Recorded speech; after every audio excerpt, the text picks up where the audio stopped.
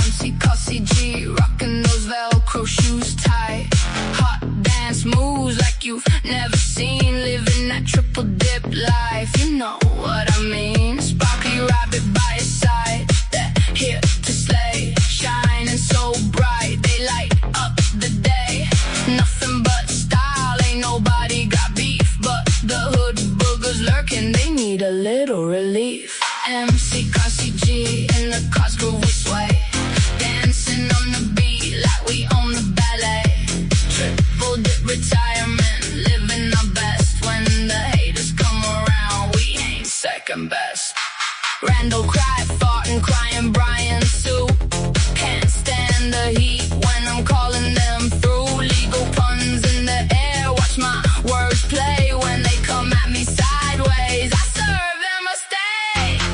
Got the moves that make the crowd roar, but their bitter matters if they're in court war. Throwing shade like lawyers in a brief, I'm the judge of the dance floor, causing disbelief. MCCossyG, in the cars groove we sway. Dancing on the beat like we own the ballet.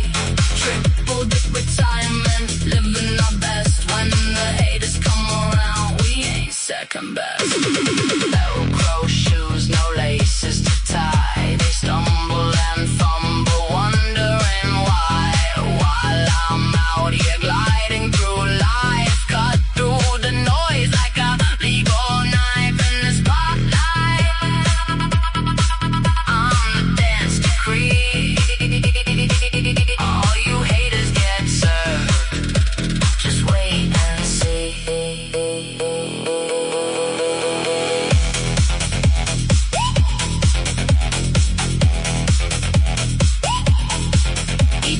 Step in my lane, I'm cruising on by with my sparkly rabbit wear, aiming for the sky, reach every miss a party. Not just a phase while the haters throw shade. I'll be basking in rays. MCCossyG puts the fun in the law, so watch I cry far. You don't know what's in store. With a wave and a wink, I'll call you back later in the court of the dance floor. I'll be the skater.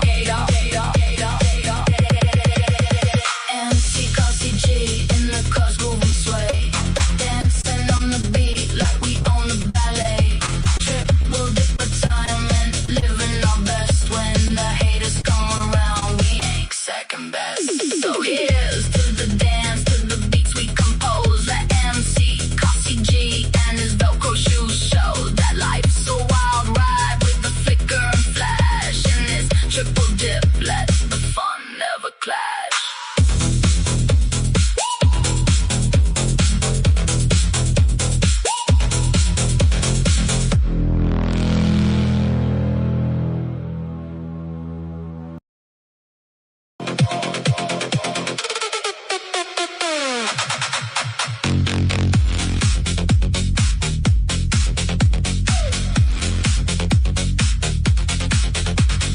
Techno Viking in the night, lights flash, pure delight. Held up my slap chop, gonna make it right. Dancing through the crowd, chopping like a pro. Slice it thin, sprinkle spice, let the flavor flow. Buy my tools, join the rave, feel the magic we create. Cooking rhythms, cutting beats, elevate your tasty plate. Chop it, mix it, groove along. It's a party for your brain. Get your slap chop rolling and you'll never feel the same. Slap it, chop it, techno beats. Let's get loud, bring your friends, gather round. Join the cooking crowd, swing into the music, feeling oh so right. With my Viking charm, let's chop All night.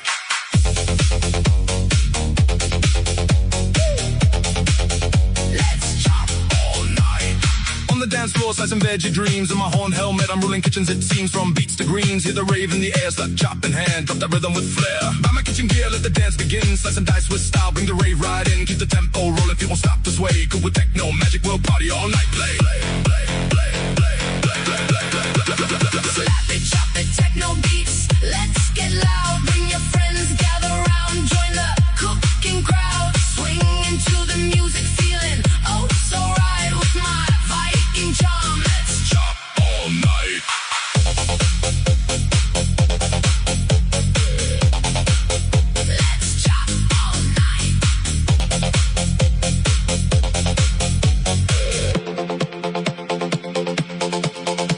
No Viking on a mission comes alive in the flow, crafting culinary rhythms, feel that chopping glow. Get your slap chop now, unleash your inner king in the rave where you thrive. Let your taste buds say.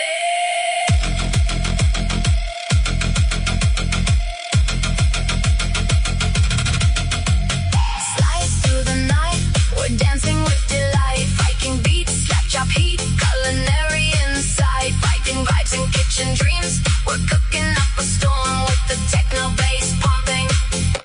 Our hearts will stay warm.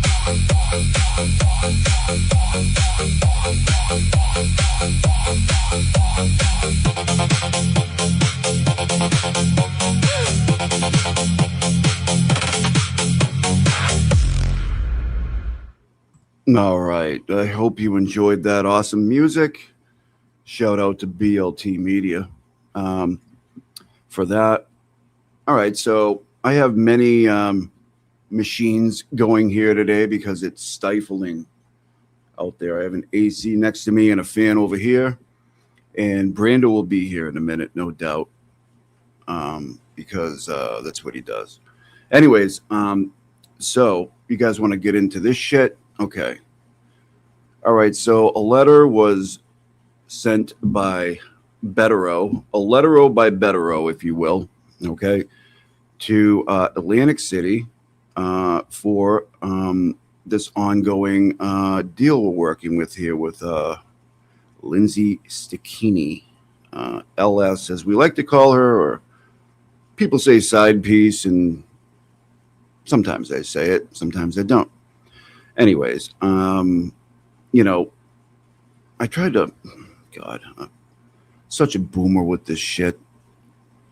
I sent the PDF as like a whole, but like the first page didn't show up. So I'm just going to do it like this, okay? I haven't even read this yet. I skimmed through the first page very quickly, but not the rest of them, okay? So bear with me here. I have a reading level, that of BLT level. So please, you know, stick with me a little bit. Give me some grace, would you please? All right, thank you. All right, what do we got here? All right, let's check it out. Now, as we do this, okay, I'm actually going to do this. No, I can do this like this, I guess. No, I can't. All right. You know what? I'm not going to do it like that. I'm going to do it like this. Here we go. All right. I'm going to be skipping over some parts, you know what I mean? You know, reading every word of the 11 pages probably isn't going to be prudent. So anyways, this was sent to Erin Rush. That I would assume is a she. I don't know. Erin, assistant prosecutor of the Atlantic County Prosecutor's Office in Mays Landing, New Jersey. Okay. This is regarding State versus Andy Kearney. Yeah, Aiden Kearney. All right. This letter serves as Aiden Kearney's specific demand for exculpatory and discoverable evidence pursuant to Brady v. Maryland. Everybody knows Brady, right? Not Marcia, but the other one. You know, where exculpatory materials need to be turned over to the defense. There's discovery on both sides, and you know, if they don't feel that they have everything, they can send. And this is a letter. A lot of people get mixed up with this. You know, a lot of people give Bederows a hard time online, like, "Oh, Bederows, what are you doing? These aren't actual motions. They don't count in court. They're just stupid letters." Well, this is how they do it. And by the way, this is his area, right? This is his proximity. This is his area. So he knows New Jersey and New York. They do this over there a lot, which is smart because you're putting people on notice. You're not having to, you know, whatever, strain the court system with multiple motions. And most of the time, people aren't going to, acquiesce to what you ask of in a letter, but it is a record going forward. You know what I mean? If these things come to light later on and be like, listen, I put these people on notice. I sent them a letter. They did not respond. And then motions come later. So that's all this is. You know what I mean? And I'm not saying it's not important, but, I already can hear the people on the other side. You know what I mean? Better own his stupid letters. You know what I mean? It's the shit they say all the time. Anyways, having said that, all right, on July 22nd, 2026, an Atlantic County grand jury indicted Carney for 1 count of cyber harassment. The indictment alleges that on or about October 8th, 2025, Carney sent or made lewd, indecent, or obscene, that's in quotes, material about LS with the purpose to emotionally harm a reasonable person. The indictment resulted from Atlantic County Prosecutor's Office, ACPO, more than 7-month investigation into LS citizen complaint, which he filed on November 4th, 2025. So, yeah, it's a long time, and that date, I believe, is the date of the article being dropped, if I'm not mistaken. Like I said, this is like a cold read right here. I believe it is. So this is pertaining to the article that he wrote, which spoiled her fun time. You know what I mean? The gig, like all she was doing, trying to get boy in my opinion, her fun time was over, whatever that is. She was obviously getting enjoyment out of what she was doing here, and we see that in all of these things that she's put out online herself. She was liking this very much, and it was always going to come to a point where, whether he wrote the story, when he did, and we'll get to why I think it's a good thing he did that at that time. It's a good thing he did, at all. Or did it 3 months later, it would never have mattered. And she may have gotten, exponentially more crazy as time went on. So the fact that the story was written at the time it was is a good thing for all involved, I think, including Paul O'Keefe. And because we saw that the other night when she said, I was this close to getting on a plane and going there, but he wrote the damn story. He fucked up and wrote the story. So, ruined my fucking whatever you call it. My crazy catfish. Yeah, I mean, what further? Then I'll hold off. When a month, maybe 2, she might have gotten on a plane. I mean, who knows what would have happened then? I mean, I don't know. You never know. All right, sorry. I just had to go off. I might go off on tangents here and there. Okay. On July 30th, 2026, the Atlantic County Prosecutor's Office served the defense with all the discovery, quote unquote, you have. Okay. Upon supplying the defense with discovery, the prosecution shall, that is, you have to, right, provide the defense with, quote, a listing of materials that are missing and explain why they have not been supplied, unquote. Emphasis added. To date, we have received neither such a list nor an explanation on why we have received such little discovery in this lengthy investigation. I mean, what are they? Excuse me. I'll be taking fluid breaks frequently here. It's so ridiculously hot, but also not nice out. It's raining now. The discovery we have received consists of little more than a Linwood Police Department activity report printed out on January 28th, 2026. It is a one-page handwritten whatever, but we're going to read the footnote. This pertains to what it is up here. All right. LS first attempted to have Carney arrested on October 13th, 2025. She went to the police seeking Carney's arrest. The police declined but told her she could file a civilian complaint. Undeterred, the next day, LS called the police again, seeking Carney's arrest. Well, the ACPO, which is the district attorney's office over there, declined to authorize Carney's arrest because Carney's online comments were, quote unquote, were not in violation of LS's temporary restraining order against. Okay, so that's new. That is new. I did not know that. She went to the police not once but twice. Okay, October 13th, she went to the police. They declined, and the next day she went there again. Yikes! All right, good stuff, lady. All right, let's go. Okay, so yeah, the way I have this out here like this, so I can read it. Here we go.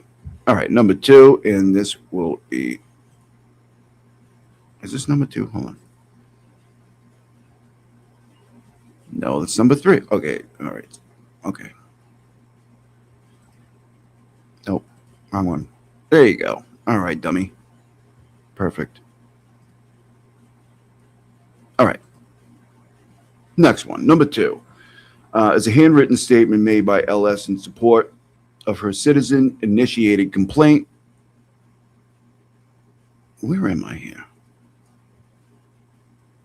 Am I not here anymore? Hold on. Oh, there I am. Sorry. Oh, I'll get used to this one of these days. A statement made by LS in support of her citizen-initiated complaint on November 4th, 2025.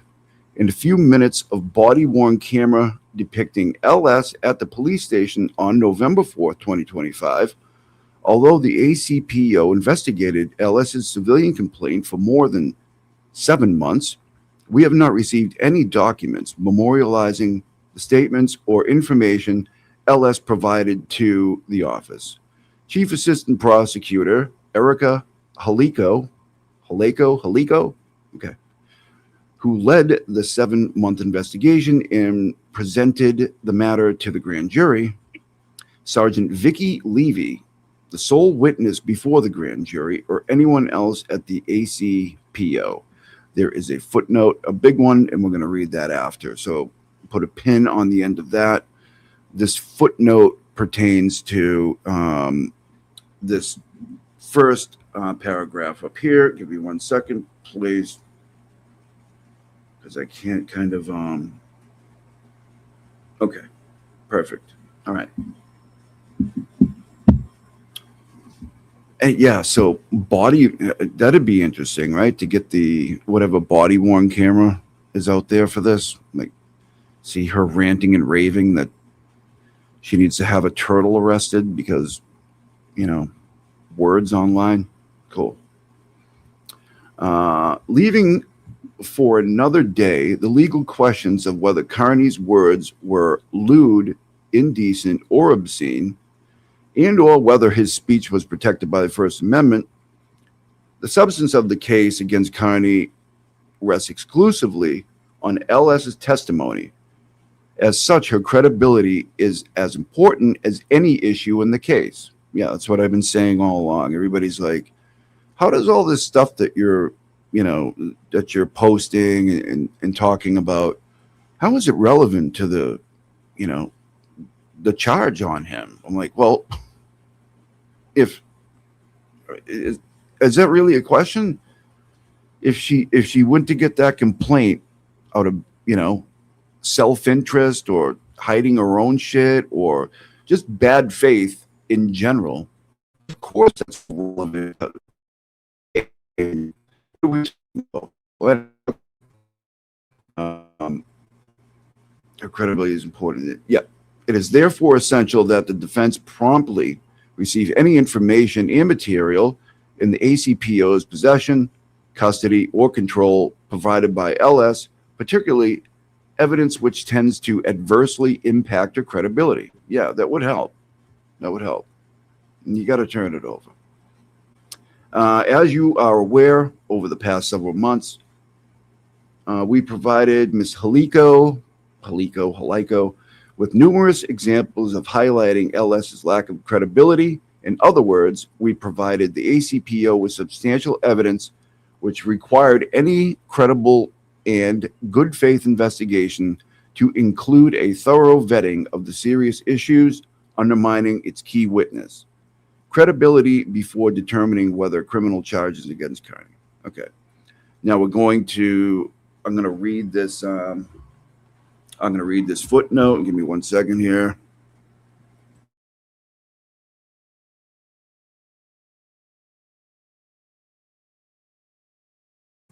All right, perfect. The footnote says, Sergeant Levy's testimony amounted to little more than one word responses agreeing with Ms. Haliko's leading questions. The exclusive source of Sergeant Levy's knowledge was, quote, the discovery in the matter of State versus Aiden Carney, unquote. Ms. Haliko failed to describe the discovery, mark it as an exhibit, or introduce it into evidence. In other words, the grand jury in Carney were deliberately kept ignorant on the original source of the information that Sergeant Levy regurgitated to secure Carney's indictment. We cannot even label Sergeant Levy's testimony as hearsay because there is no way to determine whether she was recounting an out-of-court statement by LS or somebody else, or whether her alleged knowledge stemmed from another source. Yeah, there's defined, what is that? Foundational issues, it seems, right? Like, what is she even talking about? That's why grand juries are so, whacked. A lot of other states have preliminary hearings where, they go in and the defense is present in those. And, it's just not this one-sided bullshit like we've been seeing. Anyways, where am I at? Yeah, the discovery relied upon by Sergeant Levy on July 22nd, 2026 cannot be identical to the discovery provided to the defense on July 30th, 2026, for the simple reason that much of the hearsay evidence presented to the grand jury is not contained in the discovery. That's interesting, huh? United States Supreme Court precedent repeatedly holds expressions remain protected even where the content hurts feelings, causes offense, or evokes resentment. Speech is often abusive, even vulgar, derisive, and provocative, and yet it's still protected under the federal constitutional guarantees of free expression unless it is much more than that. And we know, unless there's threats and, so it goes on to say, presents a clear and present danger of some substantive evil. It may neither be forbidden nor penalized, right? So to the exceptions for that, we know are, threats and fighting words and things like this, right? Or, we don't have to go over that. Okay. Moving on. Where am I at?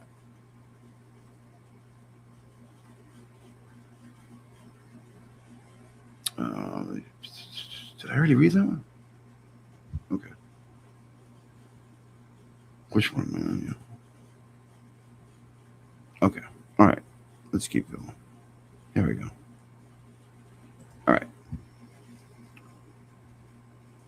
All right. And in furtherance of the state's duty to disclose exculpatory evidence in its possession, custody, or control in the event in the event of an indictment. See New Jersey attorney, blah, blah, blah, blah, case law stuff, emphasizing that county prosecutors are obligated to gather and disclose relevant Brady material. Yeah. Okay. In addition to the concerns we brought to the ACPO's attention before the matter was presented to the grand jury, in the past few days, we have received electronic communications between LS and multiple third parties, which, to be blunt, are astounding. These messages are so destructive to LS's credibility that even prior to Carney's arraignment, we urge the ACPO to reevaluate the wisdom of prosecuting a case whose entire foundation is built on a witness with such poor credibility. Yeah, I think we've seen that. There's a lot of, well, there's not a lot. There's a few people out there pretending like this isn't a problem, what this person has been doing. I disagree. Yes, in sum, the communications we have been provided with by others reveal the ease which LS lies and dissembles to advance her self-interest and gain admiration from strangers on the internet. First, LS lied in furtherance of her deranged scheme to gain online clout by humiliating Paul O'Keefe. Yeah, he's the brother of victim in a high-profile Karen Reed case, a Massachusetts murder case in which Ellis appears to have an unhealthy obsession. Next, LS sought to capitalize on her online fame by lying to garner sympathy and to impress strangers on the internet with whom she had shared nothing in common other than an interest in the Reed case. Finally, LS lied as part of her effort to have Carney jailed in Massachusetts because she was upset that he didn't give her enough credit for her humiliation of Paul O'Keefe. It should not be lost on you that the evidence exposes LS's lack of quote-unquote clean hands. We've heard that before, the clean hands doctrine, which is devastating to the cyber harassment case because her conduct severely undermines your ability to credibly suggest that a reasonable person in her circumstances would have suffered emotional harm because Carney said unpleasant things about her. Right. Couldn't agree more, Mr. Bederows, on that one. Right. All right, here we go. Evidence of LS's false statements, deception, and willingness to frame Carney. Given that the ACPO investigated this matter for 7 months before seeking Carney's indictment and presumably vetted her credibility before seeking an indictment, we expect that you are in possession, custody, and control of much more. All right, let's read the footnote. There's a lot of good stuff in these footnotes, right? Several times we requested in writing that the ACPO inform the grand jury about, quote, red flags associated with LS's credibility. Issues related to the impairment of the integrity of the grand jury proceeding will be addressed at length in our forthcoming motion to dismiss the indictment. Okay, so they are obviously looking for this thing to be dismissed, and I think they absolutely should. Let me make sure this is correct because I want to make sure these are out of. Okay, this is the one. Very cool. All right.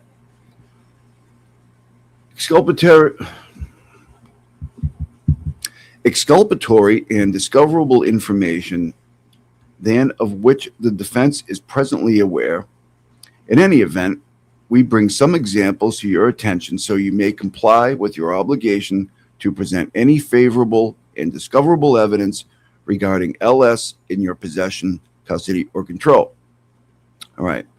LS repeatedly has lied about her ownership of numerous X accounts, including L. Woods, Sap Aw, and Katniss Everdeen.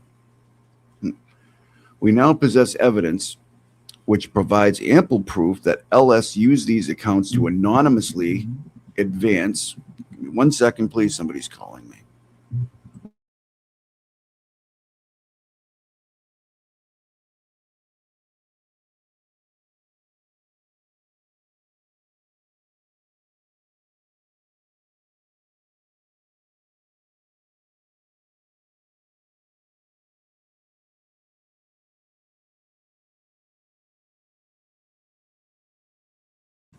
All right.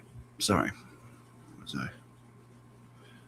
We now possess evidence which provides ample proof that LS used these accounts to anonymously advance her agenda, leak information, and publicly smear Carney and his lawyers.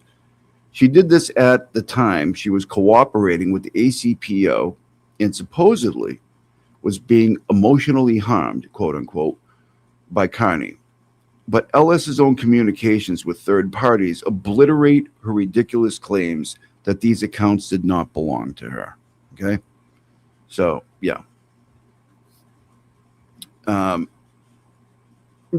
get to other stuff later, but I'm trying not to get sidetracked because I can take off ramps every once in a while and whatever.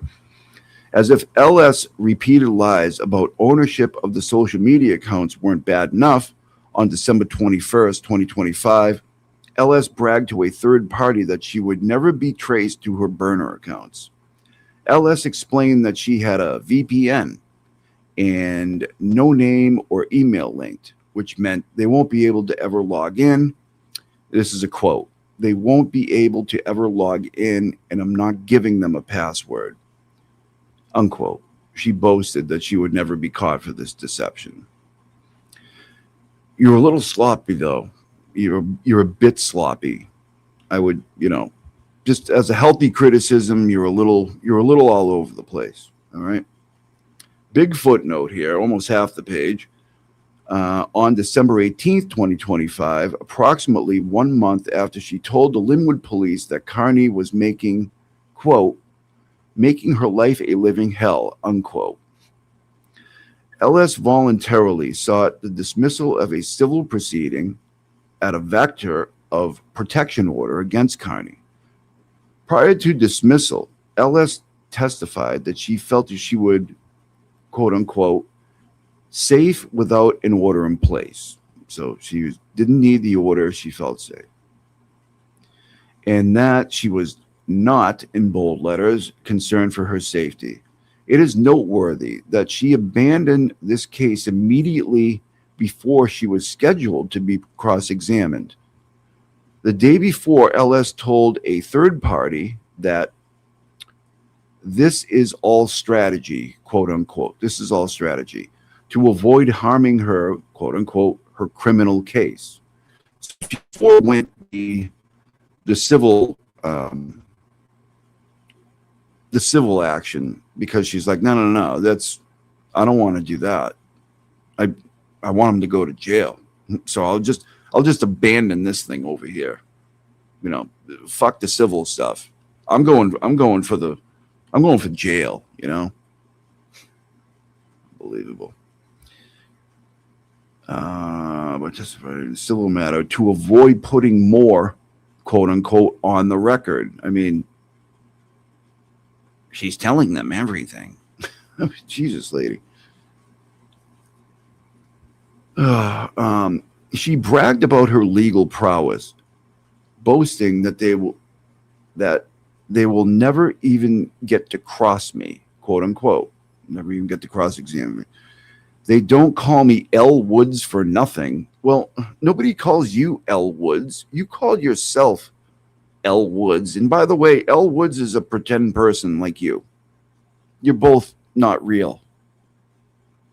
Both of you, which is, you probably picked the right name because you're both not real people. You You think you're in a movie, which is whacked. You're affecting real people here, lady. I don't know if you know that, but yeah, it's not a movie.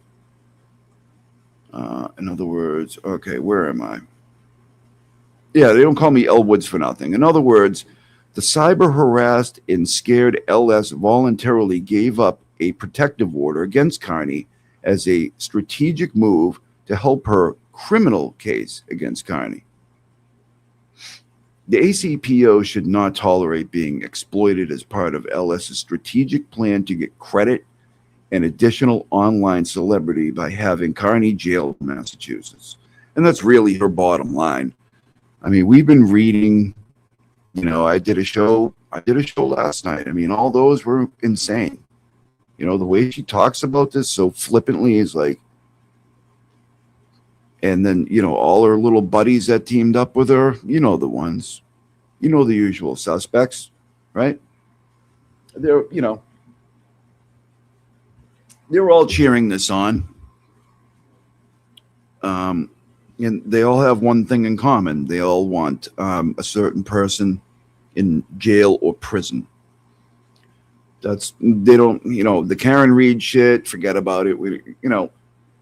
You think Karen Reed's guilty. We think she's innocent. And some people don't have it doesn't matter. We're all in the hatred, jump on board and cheer this woman on because, she's trying to get him in jail or prison. And that's all that matters to them. It's pretty sick shit. On December 22nd, 25, she had been assured, this might be interesting here, alleged that she had been assured by the ACPO that Carney would be indicted. LS lied to her attorney about her ownership of at least one of these accounts. On December 22nd, 25, LS's attorney represented to Carney's counsel that SAP-AW, whatever that's the other account, was not LS's account. On that same day, LS joked about this lie to a third party, noting that her misrepresentation to her attorney made Carney's counsel look bad. If LS lied to her own attorney about her behavior, why wouldn't she lie to the ACPO if it served her interest to do so? Exactly. Indeed, it appears that she already has lied to the ACPO in what amounted to improper unsworn testimony. Ms. Haliko suggested to the grand jury that LS may have owned the L. Woods account, but rather Carney presumed it was LS's account before he allegedly cyber harassed her. Obviously, a seasoned prosecutor would never make such a statement unless LS told her that she was not the owner of the account. Right. You can draw an inference that that would be true, right? I mean, yeah. If she told him it was her account, like, yeah, you guys get it. All right, let's move on. Where are we at here? Are we on 4 or 5? Hold on. Okay, we're on 5. Sorry. Cool. There we go. All right. How's everybody doing? I haven't looked in on what's going on for a while. Is everybody cool? Any problems here? Can you guys hear? Yeah. How we doing? All right, cool. Like Jess says, how's the chat? And I used to be like, what do you think, they're on fire? But now I get it. She has a good point. Okay. What are we doing? No, that's not it. This one's it. Okay. All right, number 5. Here we go.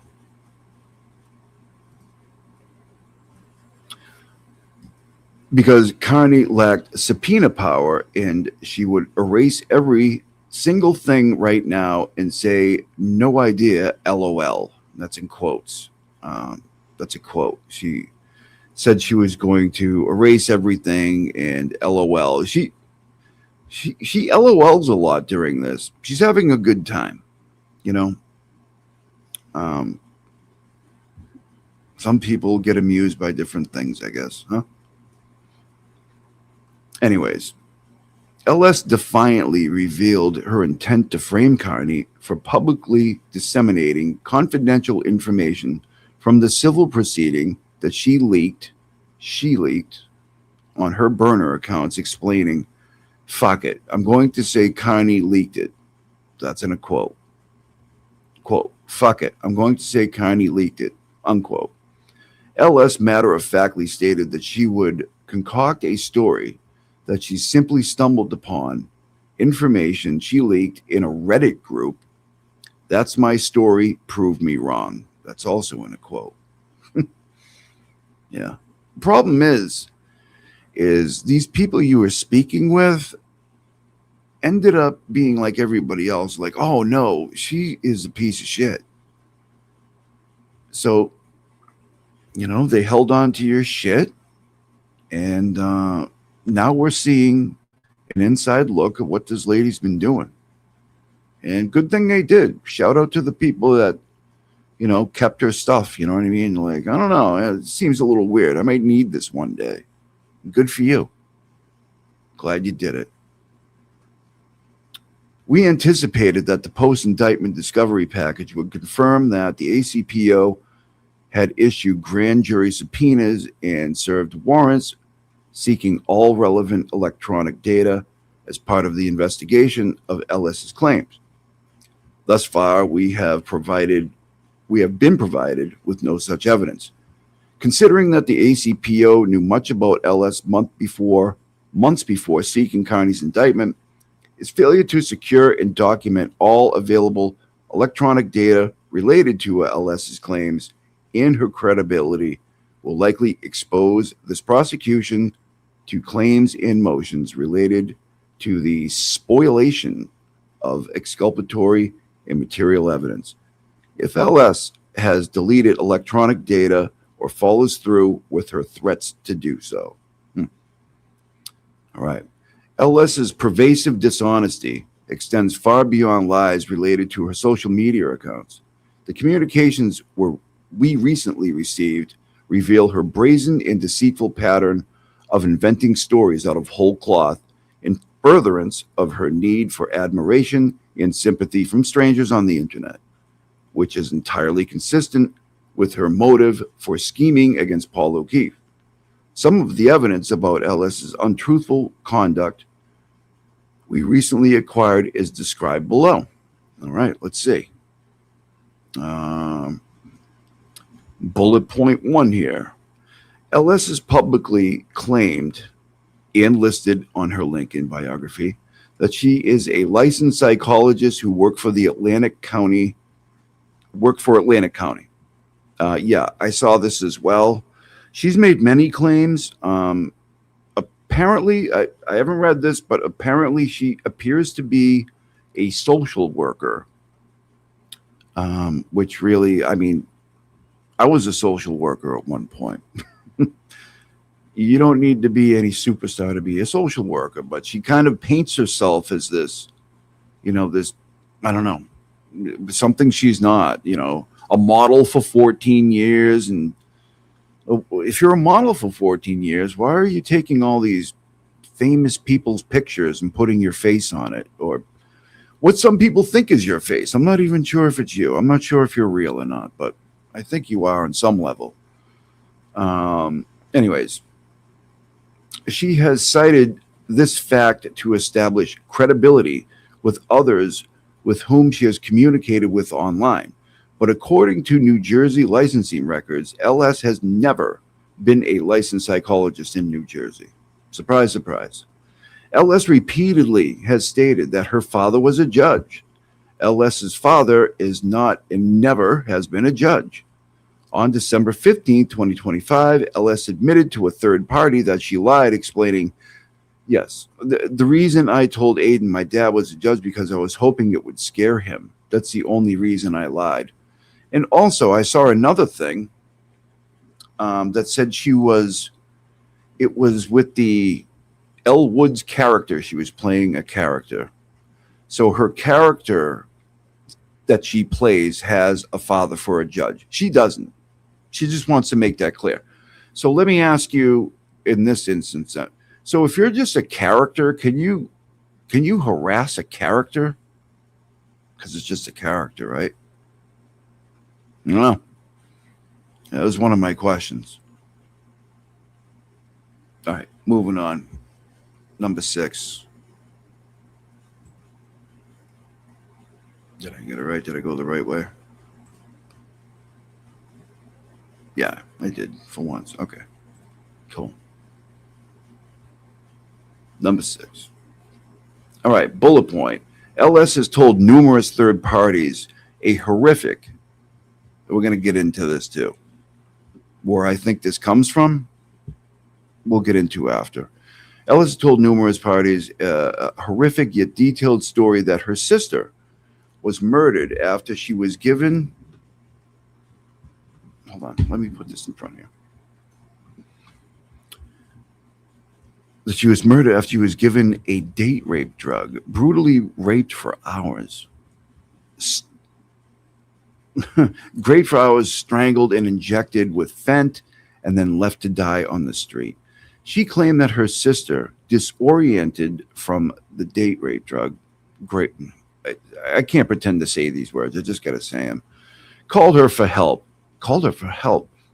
What, after she, what? This is new. Went so far as to explain the anguish this tragedy caused members of her family, including herself and her father. She explained that the killer still walks free, quote unquote. That's what I saw as well. And that her sister was the most amazing person ever. She was an angel. Yeah, emphasis on original. On information and belief, LS does not, in parentheses, and did not have a sister, let alone one who was given a date rape drug, raped, injected with fent, strangled on the street, and left to die. Jesus Christ. LS sent a photo she claimed was the last pic ever taken of her sister from the night she was killed. Yes. That was one of the ones, one of the first ones I posted, where there's like all those women like sitting down. There's like 4 of them. And yeah, we know where that picture comes from too. We have a very good idea where that picture comes from, and it's not any of these people she's claiming. LS sent a photo claim she was left. Yep. Which ostensibly depicted LS and her sister together, but which in fact was a public photo of the Cavender twins. Yeah, that's what I uncovered there. A lot of her pictures, she likes to model after the Cavender twins for some reason. LS apparently altered the real photo by placing her own facial image on the body of one of the women in the actual photo and describing another as her sister. Yeah, right. Like, at this point, I'm not even sure what LS looks like. And it's not really important to me, but when you put out all these different things, you know what I mean? It's like, I think we've seen a couple real pictures of her, but I mean, she seems to be a attractive woman. Like, you know what I mean? Like, why are you doing all this? You know what I mean? And she has this family and the husband, and she's got children and everything. If she's so absolutely content with everything, why is she doing this? It's just very strange to me. Anybody that appearing to have that kind of life, but then doing this stuff really is like, really? And I made this point last night. She supposedly, and like, I don't want to know about her kids and shit. Like, I'm not fucking, it's not what I'm saying, right? But she has kids that are older than like toddler level. On one of those audio clips, she says, "Oh, excuse me, that's my toddler in the background. Excuse me," or the kid's being loud or something like that. Well, which is it? Your toddler, like, but you have, kids that are in like 8 to 10 years old range or something like that. Like, how does time work in New Jersey? I don't think they grow up that quick, even though it seems like they do. Where are we? Really? Yes. On information belief, the source of which is verbal and electronic communications between LS and others. LS created her spectacular lie about a quote unquote murdered sister as the hook to reel in Paul O'Keefe in her dastardly plot to gain his affection. It seems clear that LS told O'Keefe the story as a way for them to bond over their shared grief for the loss of a beloved sibling. It's crazy, right? That's insane. Thank you, guys. I can kind of see what's going like. I can see things going on in the background, and I'm going to get to you guys in a bit. Okay. LS merged her tangled web of lies about her judge father and non-existent sister, telling another that evidence related to her sister's murder was sealed. Quote unquote, because my father was a judge, it's fucking sealed. My father was a criminal judge and had the whole thing sealed permanently. Your father was a criminal judge? Like, he didn't do other shit? Okay. To impress third parties she didn't even know, LS shared photos with ostensibly showed her at exclusive events with Derek Jeter and Alex Rodriguez. Yes, you've seen those ones. Those ones are very, very easily debunked. Because, like, wait a minute. I've actually seen that picture before. That's like a very... Like that one at the basketball game sitting there with Derek Jeter. Like, are you insane? Like, we've seen that. I'm like, where have I seen that before? Oh, it's not actually her. It's that chick that was married to Nick Lachey or something like that. Like, like those pictures are kind of popular. You might want to pick other ones. Like, pick less famous people. Like, I don't know. Like Kate Moss and like, Miss Universe, maybe. I don't know. Maybe kick it down a couple levels, or maybe just be yourself. You could always do that too, but I'm not sure anybody wants to see that these days either. So, anyways, just a bit of advice.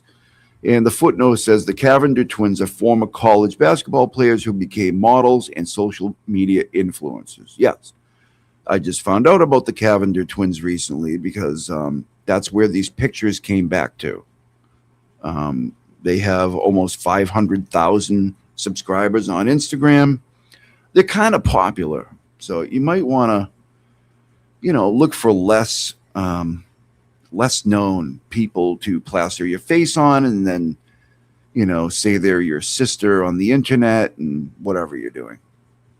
This lie, of course, undermines entirely LS's false justification to a different person that she lied about her father being a judge to scare Connie. Right. Number 6. Make sure that's number 6. Nope, that's number 7. Son of a bitch. Did I have that up there the whole time? Did I just go? I just went through 6, didn't I? All right, we're on 7. Sorry. All right, there we go. Awesome. All right. Anyways, yeah. Rod. Why do people call me right when I do this? Nobody calls me at any other point of the day except when I'm doing this. Yeah, and Naomi Campbell, right? She did that one. Every one of these photos was falsified, just as she did with photos of quote unquote her sister. LS apparently altered publicly available celebrity photos, inserted her image, and then presented them as authentic photos of herself. Yeah. She did. I'm surprised people weren't on to her sooner with these. Because right when I saw these, I'm like, Anybody run these through like the programs yet? You know what I mean? Google Lens, Google Image, Tin Eye. You know, there's a bunch of them, and very, very, very, very quickly, within seconds, it came back. Every one of them. So there were a couple of them that were iffy, but they're still just because you can't trace them back to the original ones, they're still doctored. So, anyways, there is overwhelming evidence that LS is a compulsive liar who creates fiction to serve her own interest. Agreed 100%, Mr. Bederows. 100%. There you go. That's a sentence right there. There is substantial proof that she is willing to frame Carney to conceal her own misconduct and to help the ACPO prosecute Carney. Yes. A big part of this, I believe, is trying to hide her own bad acts. That is a big part of it. There's parts of other shit in there, and we can get to that later. But conceal her own misconduct. Accordingly, demand is made for the immediate production and any evidence of information in your possession, custody, or control that LS has lied, falsified evidence, or sought to falsely accuse Carney. To the extent that you have not interviewed or spoken to LS, considering our offer of proof, you are now aware of these issues and are obligated to question LS about the issues we have presented in this specific demand for Brady and Giglio material and disclose your findings to the defense. So, yeah, that's what I was saying at the beginning. This is an emotion. This is a letter. It's like, hey, it's, you know, it's not legal. I don't know if it's legally binding. I don't think it is. It's like they're putting you on notice. Hey, this is the shit, you know, we have. This is what we think you have. We're going to tell you what a shitty case you have, and it's, you know, and whether they do anything about it or not, it doesn't really matter. You're putting them on notice and you're making them aware of all these things. So I remember Bederows, the judge a while back, giving Bederows a hard time for letters. He's like, we do things in motions around here, Mr. Bederows. But, you know, if you don't have to put them in a motion, like, let's say they take this and they're like, all right, well, and they comply with everything that Bederows wants here. Well, you didn't have to do a motion. You didn't have to waste the court's time, you know? So that's all it is. I mean, why people have such a problem with it, I'm not sure. Yep. Ellis's communications with law enforcement. As noted above, we have not received any statements from LS made to the ACPO or any law enforcement official since October 2025. Based upon LS's messages with third parties, we know that these undisclosed communications exist, unless LS has lied about her interactions with law enforcement and or tampered with electronic communications to make them appear that they came from the ACPO, which we recognize is possible given her habit of altering and lying about photographs. Yeah. I mean, nobody's going to sit here and say that her credibility is not in the tank. I mean, even the people that are with her on this, are you kidding me? But, you know, we know they'll do anything to just go along with anything that's going to get the turtle thrown in jail. So they don't really give a shit. And they don't care about what she did to Paul either, or the family, or the way, you know, they have no problem with it at all. 1 minute.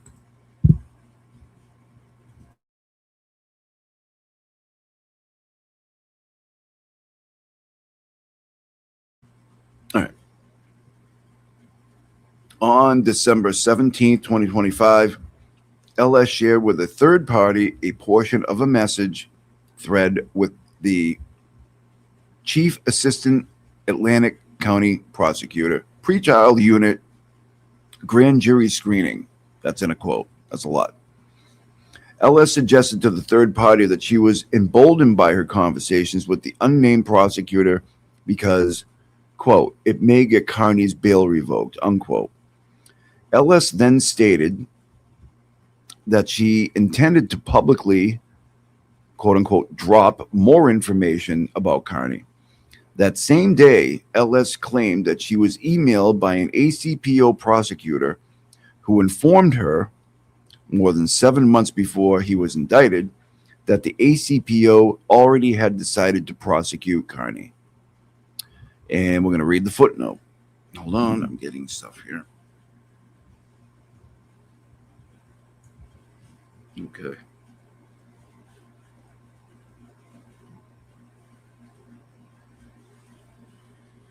All right, sorry.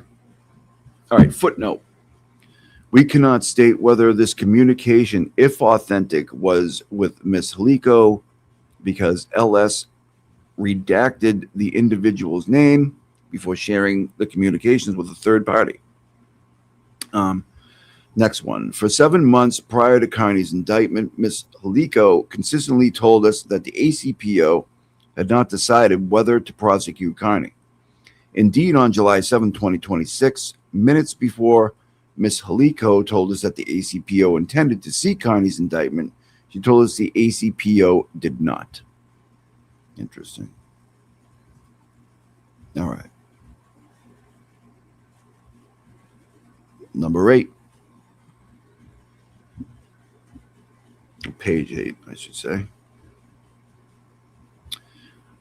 One of the burner accounts she lied about owning, which she described as her troll account to criticize one of Carney's attorneys. Yeah, I mean, you know, as we've seen with this lady, she goes after everybody. She's, you know, after she, you know, palled up with all these people, she goes after everybody, literally everybody you can think of on this side over here with her new buddies. You can imagine who her new buddies are, right? Especially Jim. Jim is very, very fond of LS over here. They seem to be two peas in a shitty pod, if you will. Anyways, demand is made for the immediate production of any communications between LS and anyone associated with the ACPO in any capacity. Coordination between LS, New Jersey, and Massachusetts.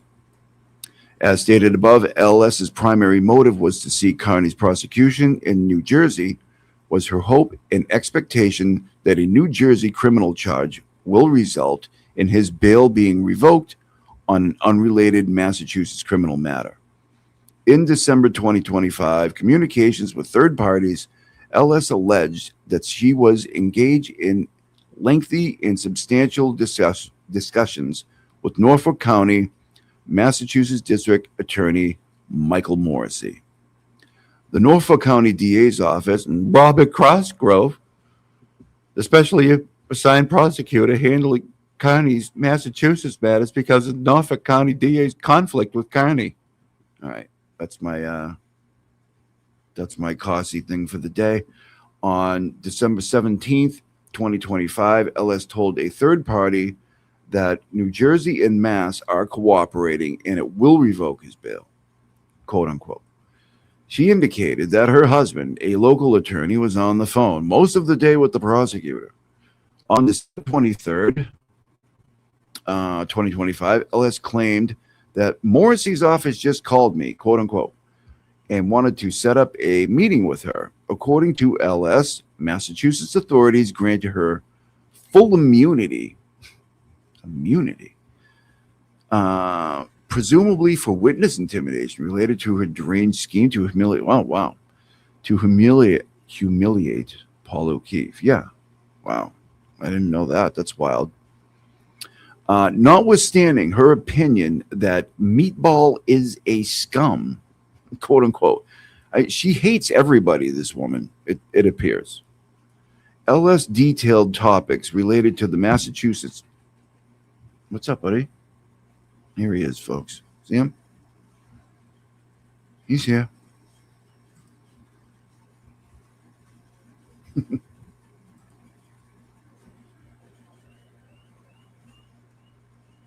He's here, everybody. Say hi.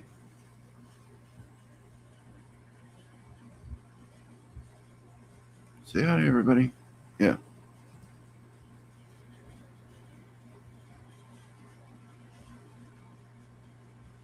Do you want to read the rest of this? Hmm? You want to say hi?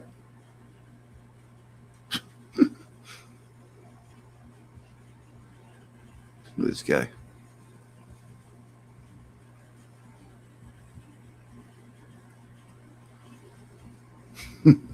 You're going to fall out of your tree, buddy. All right, we're going to keep reading. I'm going to come back to you in a minute.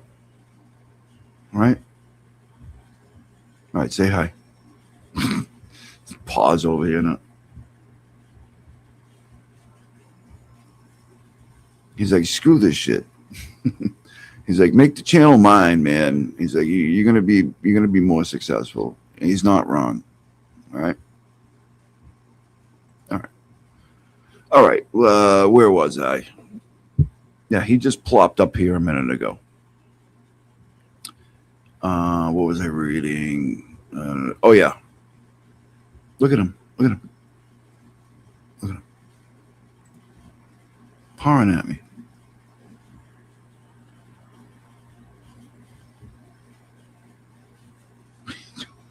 All right, I gotta read this thing. All right. And it's something else. All right. All right, buddy. All right. I'll put my hand right here, okay? Okay. You can almost hear him purring from here. LS detailed topics related to the Massachusetts case that she claimed Massachusetts authorities wanted to speak to her about. LS claimed that she was on the phone with Morrissey for 3 hours. She alleged that Massachusetts authorities were watching everything in cap letters, like she writes a bunch. You're gonna fall out. Okay. Especially for my safety, including by assisting with the placement of a police officer outside of her home. What? Hold on, Brando. We got some crazy shit here, buddy. Dude. All right. There you go. Massachusetts authorities were, quote, watching everything, especially for my safety, unquote, including by assisting with the placement of a police officer outside of her home on December 25th, 2025. So she's saying she got a cop to be outside of her home for words on the internet on Christmas Day. You have to be kidding me. Holy shit. Brando can't even believe it. Intend to prosecute him. She was determining whether to dismiss the matter outright or remand it to municipal court. We, of course, credit Ms. Halico's representations, which means LS lied to the third parties about her communications with the ACPO. Yeah, I would say that too. Meatball is a disparaging nickname for Norfolk County DA Michael Morrissey. It is. It's very disparaging. And sometimes I call my cat a meatball, and he doesn't mind it too much. But he calls me worse names. Yeah, anyways, just 5 days before she claimed that New Jersey and Massachusetts coordinated a taxpayer-funded effort to provide her with personal protection, LS stated on the record in a civil legal proceeding. Oh, man. She's really all over the place, huh? Good Lord. I hope she gets whatever help or whatever. You know, I'm not one of those people, but Jesus Christ, lady. You are something else. All right. LS wrote that she spent Christmas Eve, quote, on the phone with fucking Michael Morrissey, unquote. You have to be kidding me. See, whoever this, like, whoever, you know, this other third party is, I am not privy to. I haven't seen any of this. So she said she was on the phone Christmas Day with Michael Morrissey all day. Like, for what? Huh? Oh my God. I had no idea this shit was. I also represent Carney in his Massachusetts matters. Since Carney's indictment in Atlantic City, I have been in regular contact with Mr. Cosgrove. Mr. Cosgrove. Regarding any possible impact the New Jersey indictment may have on Carney's Massachusetts cases. I am informed by Mr. Cosgrove that in December 2025, the Massachusetts State Police contacted LS, quote, to look into the New Jersey situation, unquote. And LS, contrary to what LS has claimed, wait, hold on, I skipped one. The Massachusetts State Police essentially confirmed what already was on record in New Jersey. In other words, contrary to what LS had claimed, Massachusetts' interest in her was to gain an understanding about the New Jersey allegations, not to use her as a witness or source of information related to the Massachusetts cases. Interesting. Hey, buddy. On July 31st, 2026, so it was just the other day, Mr. Cosgrove informed me that he has never spoken to LS. He also stated he has no knowledge of LS speaking to D.A. Morrissey. It is hard to fathom that D.A. Morrissey, the conflicted district attorney who specifically engaged with Mr. Cosgrove to handle Carney's matters, pumped LS for information about Carney for 3 hours and spoke to her on Christmas Eve, but somehow failed to inform Carney's specially assigned prosecutor. This appears to be another fantastic lie in LS's too long to count list of lies in furtherance of her need to be considered important, quote unquote, in the online orbit surrounding Karen Reed and Carney. I mean, yeah, when you're talking about liabilities, she's Wilford Brimley. Give me a break. Where do you even begin? Like who is this woman? Like, is like Kaiser Sose type level shit? Like, are you even real? Are you a hologram? Are you in the simulation? Like, this is very strange. Demand is made for any information or material in your possession, custody, or control regarding coordination between or among LS and your office. The Norfolk County DA's office, Mr. Cosgrove, and other Massachusetts State Police regarding Carney. This includes any information or material that LS and DA Morrissey spoke personally, and any records associated with LS being provided a quote-unquote security detail by any law enforcement agency. If no such evidence exists in light of LS's detailed claims, this fact demonstrates another lie by LS, which is also favorable and must be disclosed. Yeah, if all this stuff she's saying is not true, then you got to say it and be like, yeah, we don't know about anything. You can't just be like, I'm not going to say anything. No, you gotta disclose that shit. With respect to LS's claims that she was promised full immunity, full immunity by the Norfolk County DA's office in exchange for her cooperation against Carney. Footnote. So these are ongoing. They go from like one thing to the other.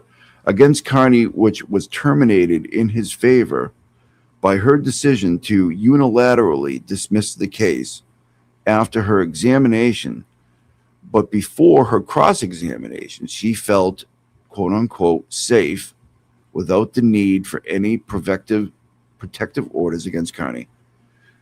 B, that she was not, in bold letters, concerned for her safety. Suffice to say, LS either lied about her police protection detail or lied under oath and is on the record to a superior court judge.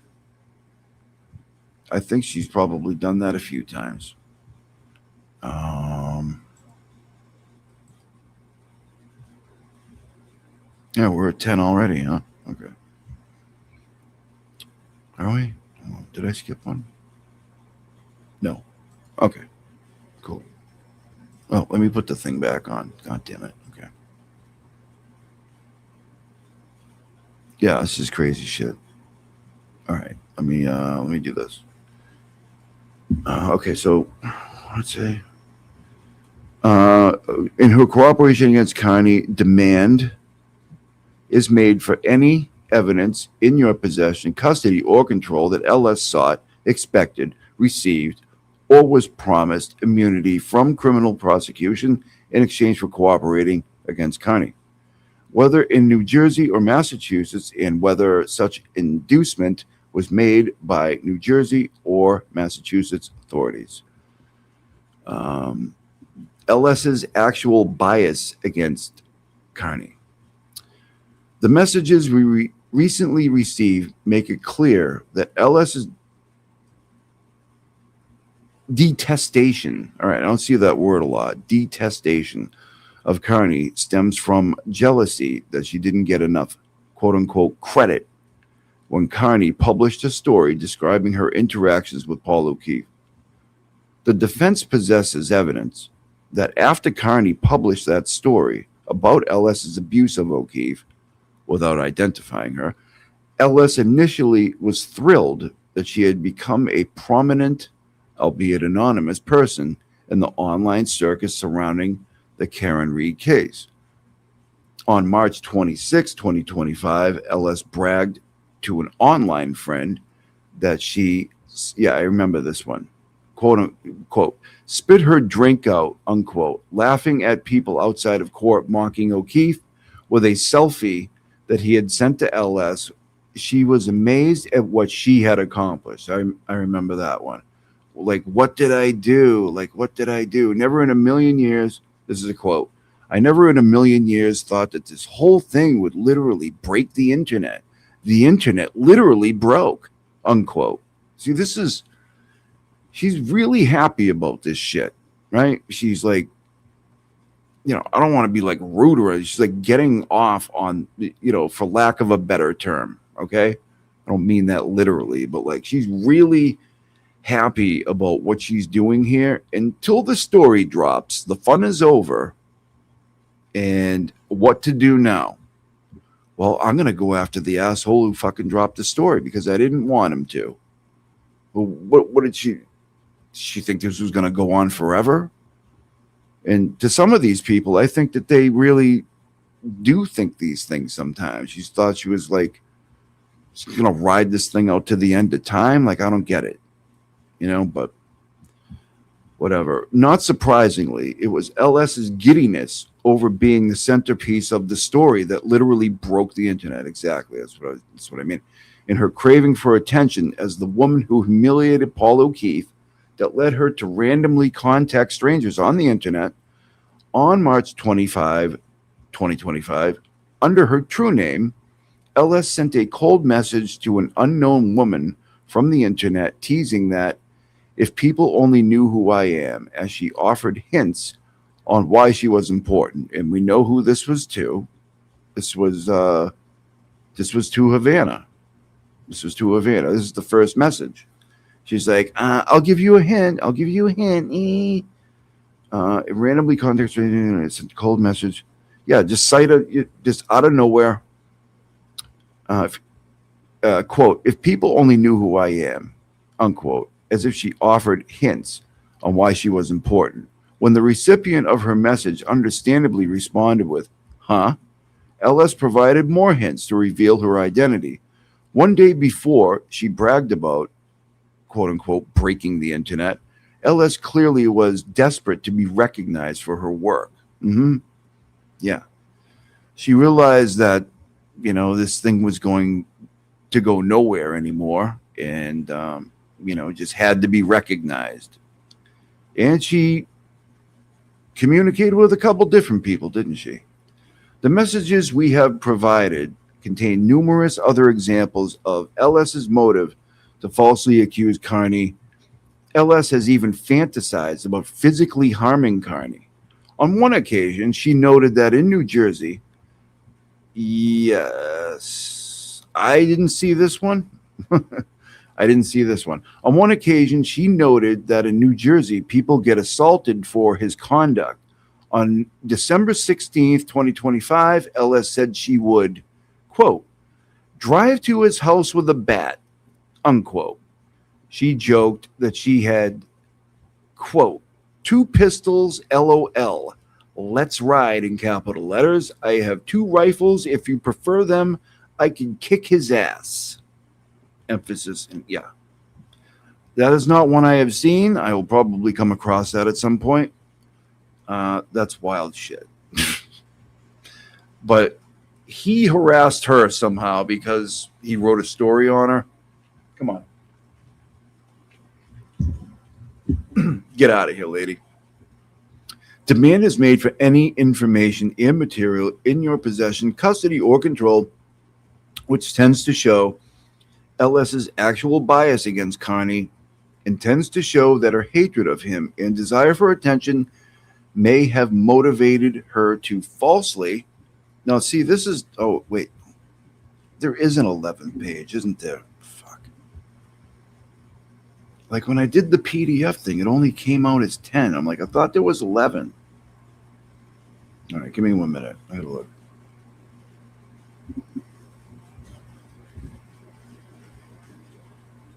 Okay. We'll get the 11th one. It's probably not much anyways.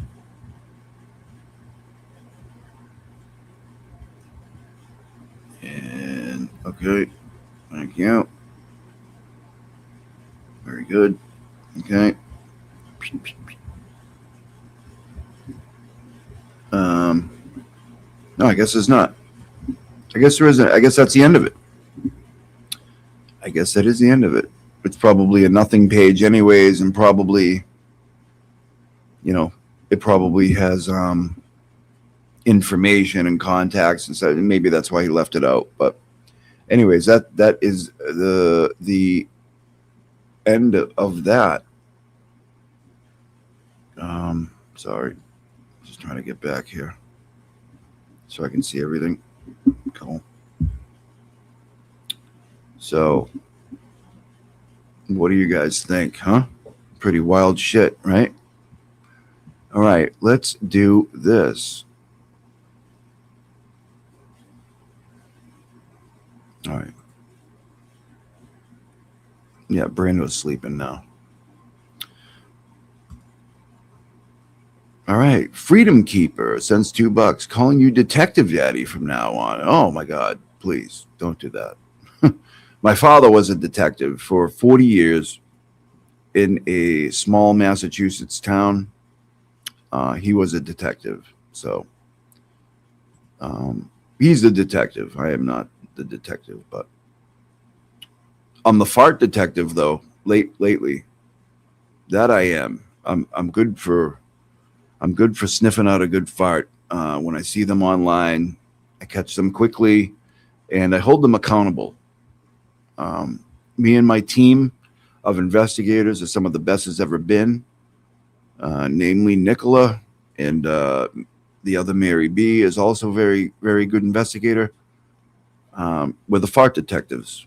So if you think there has been a fart in your town, on a live stream that you're watching, please contact us. We will get it. We'll hold them accountable because we're fighting corruption and we're fighting corruption as well. That's my new word. All right. Thank you. All right. Amy Boston, member for 1 month. Thank you, Amy. I was listening to you guys' show the other day. was good. Like it. Warren Words, 30 joules, flour. Okay, Warren Words, thank you. These things are wild. I'm gonna have to figure these things out. Lake Tashmoo, Lake Tashmoo sent 440 joules. That's pretty good. Is it? Uncle Alert. All right, thank you. On Top Puck said $9.99. Treats for Big Brando. Thank you very much. He doesn't really need them right now, does he? He might need a bigger cat tree, so that could work for that. Thank you very much. The Sparkly Rabbit, member for 3 months. You have the best presentations, cause. Oh, thank you, Sparks. I appreciate it. Thank you for being here. Oh, Sparkly gifted 5 Cosy memberships. Thank you, Sparkly. Sparkly again. Always supporting my friend Cosy. Please support him and Brando. Thank you, Sparks. See, $5. Thank you so much. I appreciate it. B Crumbs gifted 5 CossyG memberships. Wow. You guys did a lot while I was reading that thing, huh? Cool. Mac RN1318 has become a YouTube member. Thank you. And thank you for being an antenna person or antenna carrier or however you want to call it. We got antennas around here. That is my thing. And Sparkly again gifted 5 MCCossyG memberships. Thank you so much, Sparkly. I appreciate you. So anyways, how long have we been on? An hour and a half. Good little crowd here. All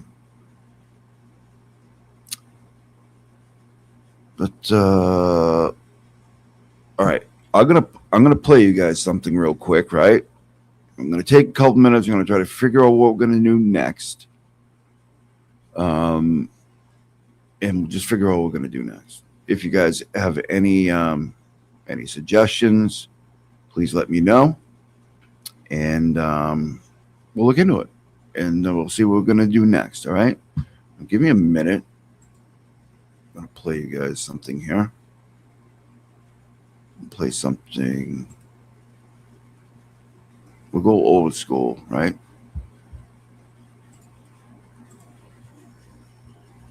We'll go old school here.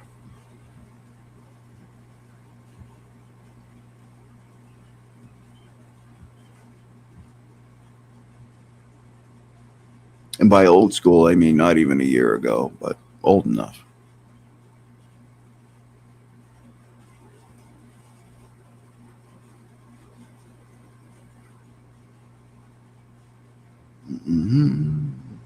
All right.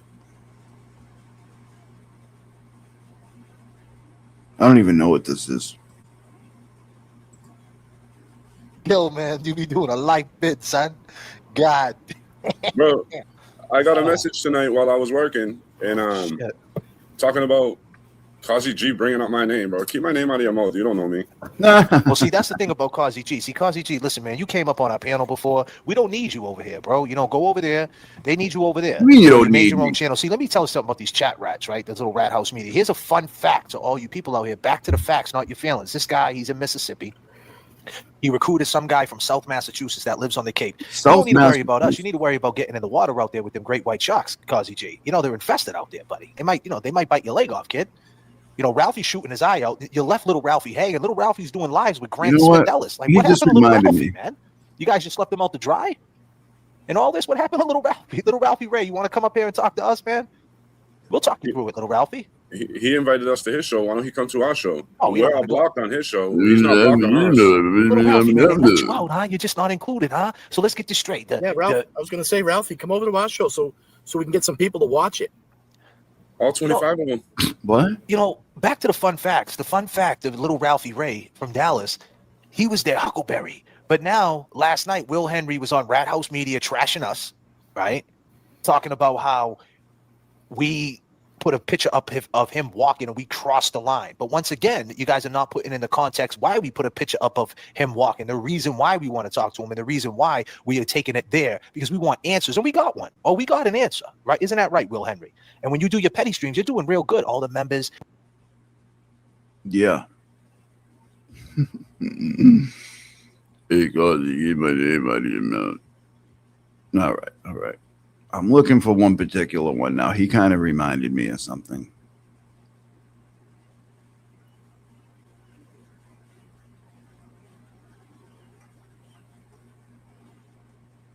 Where is it? Where is it? Where is it?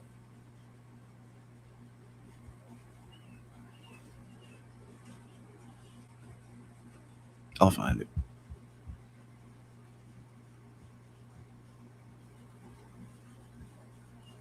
They always remind me of stuff. Like when they said, like, "Oh yeah, let's go, let's play this one now." Oh yeah, here we go.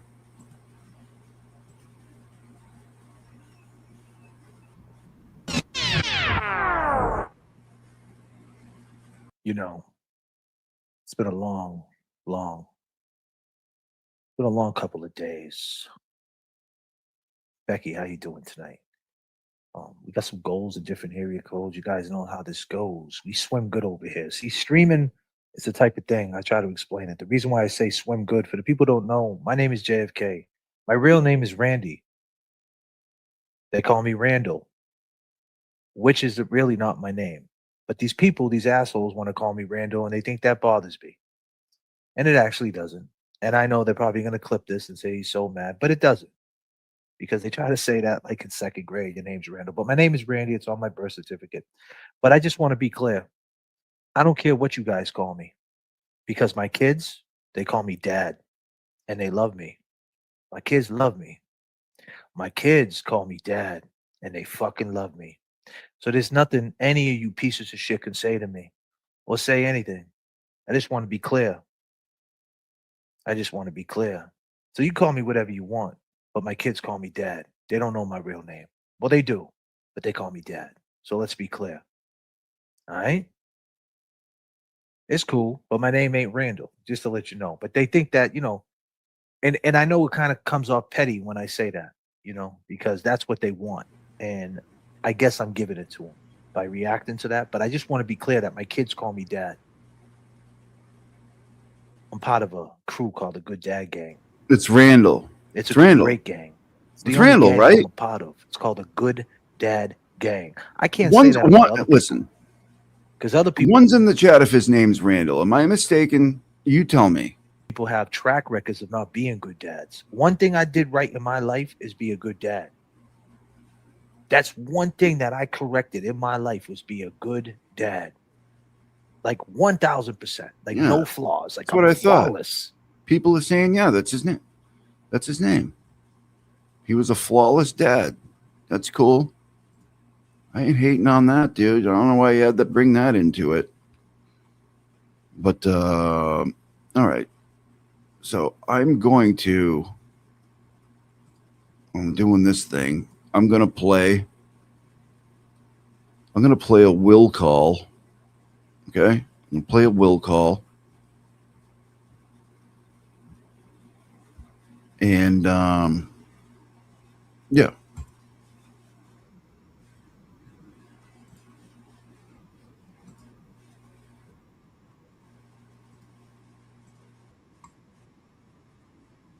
Will declare it? Take us to the phone number that corresponds. Did you get the? All right, this is the first time, the very first time I called him, which I thought he was going to hang up on me, and he almost did, but then I got him to laugh, and you know what I mean. So this is the first one. Operator from the switchboard to patch you through, or? This is specially assigned prosecutor Robert Cosgrove. Oh, hello, specially prosecutor Robert Cosgrove. How are you today, sir? Well, I would be doing a lot better if you weren't bullying up my name through the interwebs. Who's doing that? Well, you haven't really talked very nice about me. Well, it's because you get up there and you sound like a jackass. For a guy with a law degree, you sound like a jackass. Well, I tend to disagree. But I'll tell you what, I only have one regret. I should have tried to indict your ass with the T-Rex arms. I think. Good luck with that, asshole. Listen. I'm really glad that you called. I'm really glad that you called. I as well. How? It's about time we spoke. How do you get a signal from inside your coffin and under the ground 6 feet? I don't understand that. That's amazing. What kind of service do you have? You ever heard of antennas? I have heard of antennas. Yes. So you have antennas? They've been around for a bit. So what are you gonna do? What are you gonna do when Bradle and Bederows call up Tully and your second chair there, Mello, up to the stand with your good buddy Kate Peter? What are your plans on dealing with that?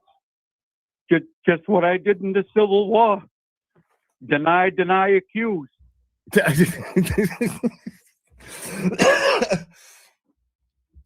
Bet your ass it worked for me in the past.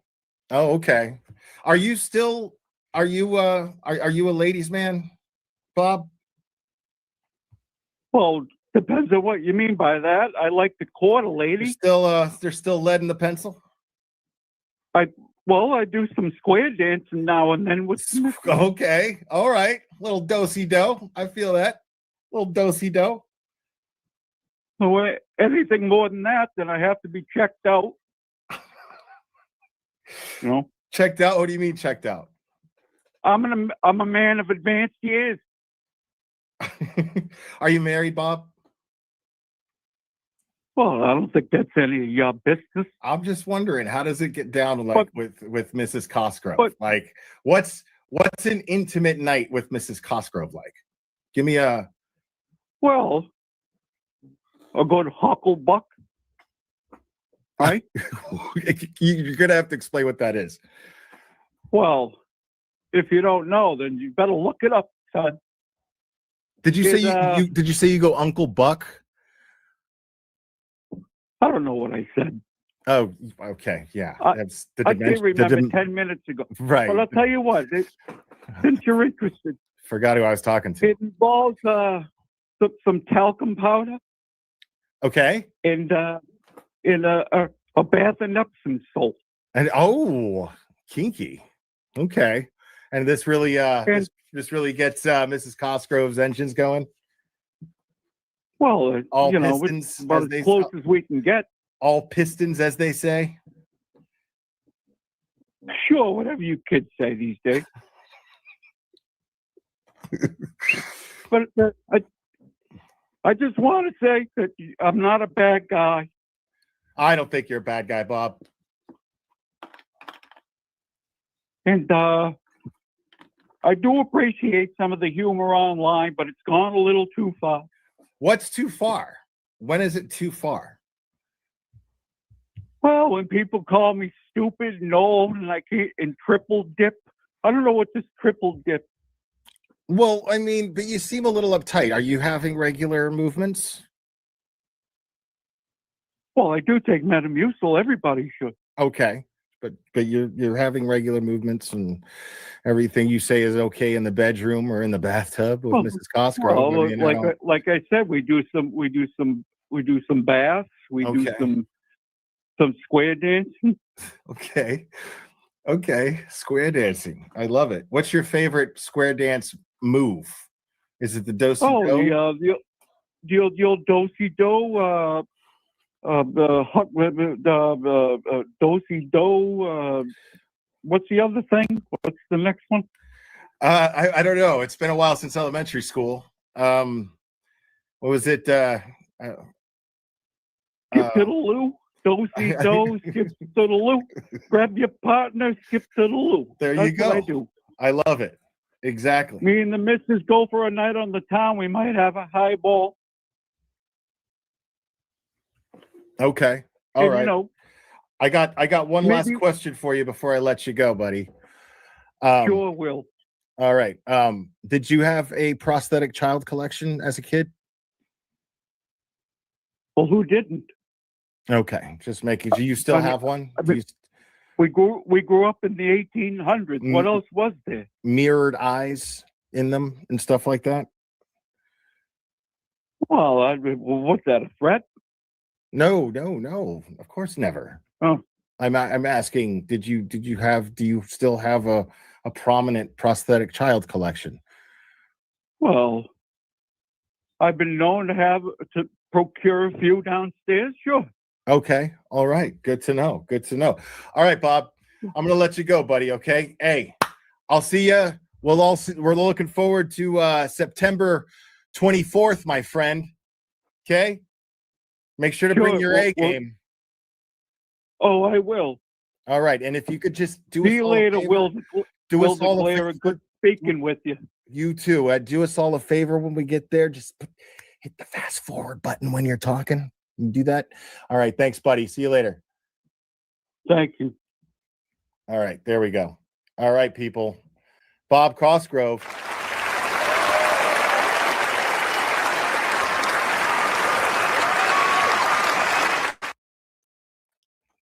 All right, people.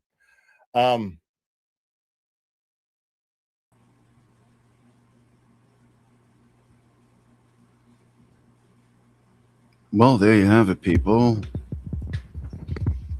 Okay. All right. Yeah, so I wanted to yeah, let me get rid of these here. Get rid of that. Do that. And just one more really quick. You know, Randall kind of reminded me. This is the birth of Randall here. Some of you might remember. Let me get rid of that. Okay. This. Okay. Got it. Cool. Here we go.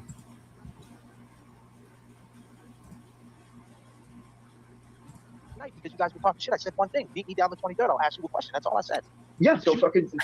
This is what you said. This is what. A lot of grown men on the planet. At JFK's, tell me, yeah. At JFK's afraid to go to Turtleboy's house because he's a Georgia boy or some shit, but he'll go to Tennessee. Nope, never said that. Something like that. Paraphrase. Never said that. You want to know what I said? Tell me, yeah. You want to know what I said? Yeah, go ahead. I said I find it funny that JFK is threatening to go to these other places like Tennessee and Mississippi, where Danny lives, or something like that. But he never goes to the close places, like, for instance, the Cape, or like, you know, I don't know. I mean, you seem to be Boston-based, except when you're in Atlanta. So you try to know a lot of things. I didn't like that.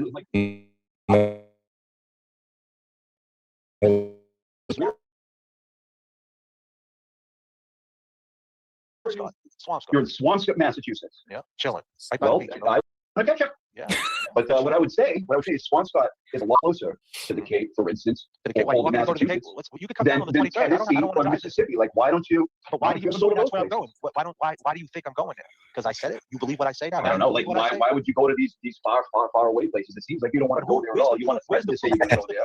Damn. I can say whatever I want, right? It's a free country. Damn. Yeah, so you talk shit. See, Danny, I mentioned Mississippi. Damn. I said, gee, took it to I the mentioned Mississippi. You seem to be threatening to go there. You seem to be threatening to go to. I said, gee, took it to him. All it is. He says, for what? That's crazy. Who said? So let me ask you this: if I go, you know who said it. Let's start. You're doing the job of a pussy right now. Is what I'm doing. Okay, keep talking. Go ahead. I'm a pussy. Keep going.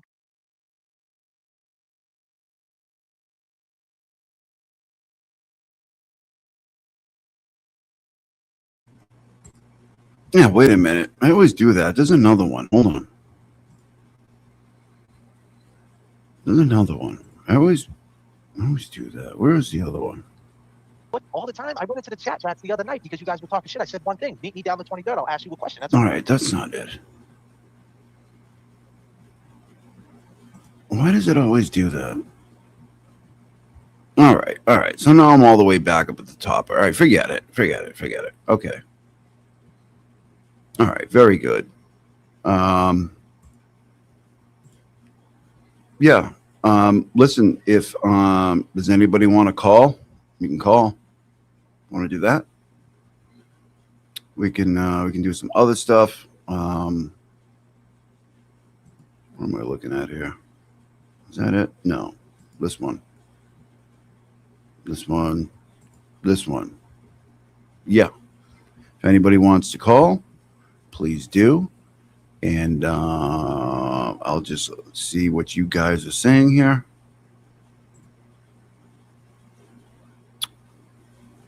Roddy Randall, yeah. Yeah. He gets excited. Mm-hmm. Yeah, April's fine. She's busy. She's busy doing stuff. She's doing very well. I texted with her the other day. She's doing well. She's just busy. So yeah, she's doing good. So yeah, anyways, that was the first call ever. Hold on, I'm getting a call.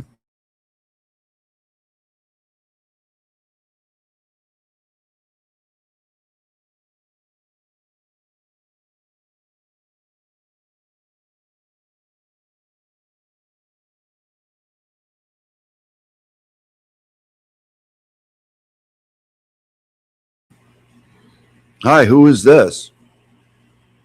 Hi, this is Mo. Hey Mo, what's up? I just want to say thanks because I'm doing my last of my packing, like the little shit around my house. So I've just had you on my earbuds, and you're getting me through these last final steps of the move. And I can't wait to meet you in person when I get to Massachusetts. Yeah, we're I'll be glad when you're up here. You're gonna be not far from here. You're gonna be, I don't know, probably about a half hour away from here. Yeah, well, if I'm in the Cape, yeah, because I don't even know how far is Dennis from Falmouth. A half hour? It's about a half hour. Yeah. And then my parents' house is like an hour from there, so very, very close, much closer than Miami. Good.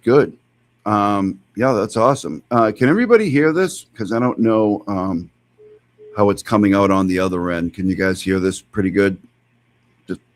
I haven't figured out how to how to run the phone through the computer. You know what I mean? So like, I don't have to hold the phone up to the microphone. You know what I mean? But that's what you're. yeah, that's how stupid I am. I haven't figured it out yet. Panda says. Mary figured it out the other night. I bet, and she was able to. So I'm sure she could show you how to do it. Yeah. And it's also, I'm in the swamp. You know, I'm in the swampland, so it's probably half. If it sounds bad, I'm sure it's my fault. With the gators down there. Yeah, did you know there was a gator that was like in someone's front, like in their house? They got they had a front entryway or whatever. That's like kind of outside, but in like a porch basically. And the woman, I don't know how the door was open, but the woman opened the door, and there was in Palm Bay, and there was just a fucking gator in their front porch. I could never live in a place where there's alligators like could be at your front door, or like we had this discussion before, like even those little lizards that hang around like and they stick on the wall. No. Oh, I love them. They're so cute. My cat hunts them, and I'm always like, you know, I know her sound when she's like on the hunt for things. I mean, she's killed a lot bigger things than that, but she's always hunting the lizards, and she has this very distinct meow. There, go ahead. When she does it, and like, but I always feel bad because I'm like, Cookie, stop it. And then she like will drop the lizard, and then the lizard's like injured. I'm like, I should have just let her like finish the job. Yeah. Because the poor lizard's just getting tortured. But yeah, I thought we have those big, you know, like the huge iguanas. So there's some pretty huge ones. But this one scary thing for me was not scary, but they're huge. Peacocks. They're like, well, just standing in the front yard, and they like won't move, and they're like kind of not aggressive, but like you can't walk by them. They'll just like put up all their feathers. I mean, they're so pretty, but I get peacocks a lot. In the Well, park. you They're get like turkeys. They're like pretty turkeys, kind of. you get peacocks down there. Yeah. I didn't even know. And this, where I live in oh, sorry, that's there. It's all right. Where I live in Miami Shores, it's like a peacock. I don't know, like sanctuary or something, like a reserve, Really? like a reserve, literally right down the street. So you have to wait, like, and they'll just be in the road, and then the male will have up all his feathers and just standing in the middle of the road, and like you can't do anything. You just have to wait for the peacock for all the ladies and the kids to pass by while the man. It's pretty fun. I was chased by a peacock, and I was horrified when my father brought me to Benson's Animal Farm back in the day in New Hampshire. You remember that place? I don't think I ever went there. Yeah, a place called Benson's Animal Farm, and it was like a kind of a touristy type place, but it was kind of ghetto as well. And the peacock didn't have like the feathers out. It is New Hampshire, Right, exactly. Sparkly country up there, and this peacock came running after me, and it scared the shit out of me because when it did, the feathers opened up on the back. I was like, you know what I mean? It was like I felt like it was like one of those things from what do they call those things from Jurassic Park? Those crazy little things are like the things come out of their head on each side. What are they called? T something or others, not T-Rex. I can't remember. Somebody's gonna say it in a minute. Velociraptors or something. Well, the velociraptors were the ones that were in the kitchen, like with the kids, with the tick, like. Remember when the two kids are hiding in that like kitchen behind the? I don't really remember the movie. Like, using his talon to like click on the table, like. The chickens have large talons. I don't really remember Jurassic Park, but I remember those little things. Like it reminded me, like when the peacocks, like they get crazy and the feathers go out. I was like, oh my god! It turned into something else, and it was chasing me. My father's just sitting there laughing at me. Yeah, like it was like I couldn't get. I'm like, and I didn't want the dog to go out there, so I'm just like, okay, I guess I'm like trapped in my house because like. Peacocks are just like on my can't even go out there. And it's funny because they can fly a little bit, but it's very like you can hear them like it's the craziest thing. Like when they I don't know, like I don't know if they can fly through the air, but they can. I don't know. Well, like turkeys on my shed, and it sounds like a big thud, like boom, like it's nuts. Too much wildlife down there for me.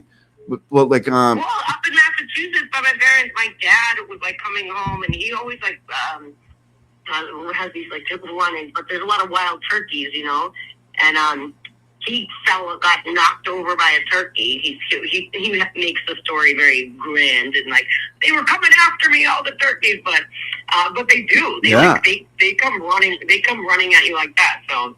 Yeah, we got some jive-ass turkeys up here. I mean, they're all over the place. But turkeys can fly like straight up in the like. They're not necessarily like good flyers, like laterally. they can go up. You know what I mean? They can like go straight up, like not much more. Yeah, that's like the peacock, and then they're like thud down. They can't like soar in the sky, but they can take air, and it's like. Yeah, they are mean. I mean, all those birds are, just leftover dinosaurs. They're all mean, They definitely are. Yeah. All right. Well, I'll free up your line. I just wanted to say hi, and I can't wait to get up there. And also, thanks for just doing the Lord's work with all this Lindsay stuff. You're the best. Yeah. Well, what'd you think about that letter, real quick? I mean, before you go. Obviously, it's a Bederows letter. I love it, and I mean, it's true. Like with the grand jury, and I'm pretty positive. I don't know New Jersey law or anything, but it's it's the same. It's a grand jury. It's a one-sided kind of art, presentation that you do for the grand jury. Mm-hmm. But if the prosecutor, you have to have like a good faith belief, and you can't be, kind of hiding things in the grand jury, or so it's to her credibility. I mean, it's like did they just not look into any of the other side? Because you imagine she's just like lying about. She just lies about everything. They just like take this girl's word for it.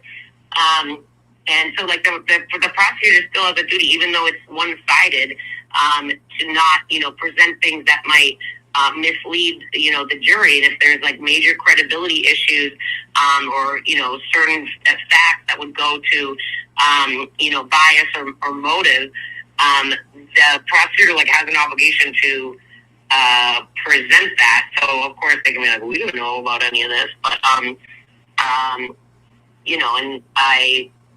and lawyers do letters. Like sending letters to each other is very normal, and how you practice law. It's not always motions. That's a lot of what you do, and a lot of it is like you have to send that as a precursor, or as a prerequisite to whatever motion you're filing, or later down the line. It's like you're preserving an argument. So people saying that like, oh, another stupid letter, like then you're just stupid, because that's like that's how you practice law. And no. Obviously Bederows is very very good at it. Well, wouldn't it be better just to send the letter and be like, hey, put people on notice without having to strain the court system? You're sending a letter, in whether they do anything with that or not is a different story, but I think that's a good way to do it. I don't know, in my opinion. So anyways, Mo. Yeah, you'll get that a lot of times. The judge is like, well, did you try, you always hear them in these different cases being like, were you guys able to work this out on your own? And exactly. But, but he's also, he's preserving his objections, like, his Brady objections, and he's putting the prosecutors on notice.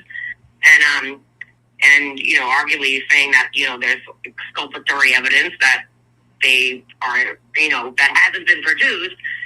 And, this kind of lays the motion for later. Like, when he's actually doing motions, this is like laying the groundwork. If he wants to do sanctions or suppression of evidence or dismissal or whatever. Right. You need to have this notice, so imagine that's why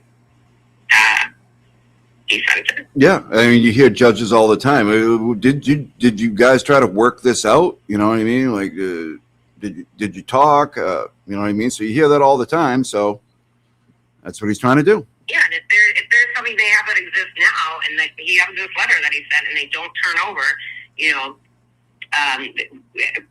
certain evidence that they have, that will warrant getting the whole case dismissed. So again, it's like he's preserving, like any good lawyer would, right. In the event that they don't turn it over. Yeah, you can point to that later. Like, we put him on notice. A letter was sent. You know what I mean? So it's just another thing in your repertoire without kind of without straining the the court system. You just send a letter, put them on notice. You can point to it later if they don't, right? Yeah. Yeah. Yeah. Exactly. Okay. It's just Bederows doing Bederows because he's a beast. Yeah. Letteros by Bederows. So. Yeah. All right, Mo. Well, we'll see you up here soon when you get up here, and if you need anything, give me a call. Can't wait. Of course. I'll call you right when I get there. I'm just be showing up at your door, Nan style. Oh no. Yikes. Okay, Mo. All right. I'll talk to you later, buddy. Talk to you later. All right. Bye. All right. I thought I heard somebody beeping in. Hold on. Somebody's calling. Bob Cromwell. Yeah, hello. Is this Bob? Bob Cromwell. Yeah, hey, how you doing, buddy? Pretty good. Hey, I just want to say, well, one, I don't know how to follow Mo. He's like a badass. But I did hear in the beginning of her call about alligators. I'm in Southwest Florida, and if you leave your garage door open, there will be one there in the morning. Really? Walking out to the car early morning. Like how big usually? Like how big do they get? Like the ones that go in your garage? Usually the people that I know it's happened to is like 4 to 7, 8 feet. That's huge. That's gigantic. Yeah, there's no way. Like, No I live fucking on a way. golf course, and the pond has an alligator in it, and when it gets up to about over 6 feet, the HOA has it removed. Within a day or two, there's another alligator in there. Yeah, no thank you, man. No I'm fucking... so scared of leaving my garage door open because I'll get eaten walking out there half asleep. But anyway, I am so glad you played that first call you made to Will. I remember that in those days. You were so hilarious. Will loved it. Everybody loved it. I loved going back to that stuff. No, You thanks, were Bob. Fabulous. Well, what I got to And do then- is I got to go back and like at one point I just got like lazy and like so when I used to call, I used to, you know, immediately thereafter I would, you know, like record them, you know what I mean, make a thing, and then I got to go back. I got to go back like starting from It like takes so much work, but yeah. those would be awesome reels on YouTube. Just the call. Yeah. You know, like a minute or two of it. Those would be great. But I also want to say I remember the days in Randall's chat, and I remember I used to watch them before we saw their signs of stupidity. Mm-hmm. Really, and they were fun. You know, overnight I didn't see anything in the beginning. What turned me off was I can't remember your exact timeline. You were calling them out before anyone, but I think it was when they went to the Wilbur and was asking everybody, why isn't Karen Reed here? Like, just stirring the pot. Mm-hmm. And then, like, within a week or two was Recording Gate. Yep.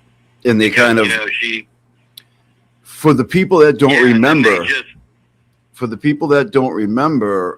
before Recording Gate, they were going in hard on Karen Reed, like, you know, why did you drop John off there? Like, you know, why this and why that? And they were really getting, I feel they were trying to divide before anybody else had a reason to. Yeah.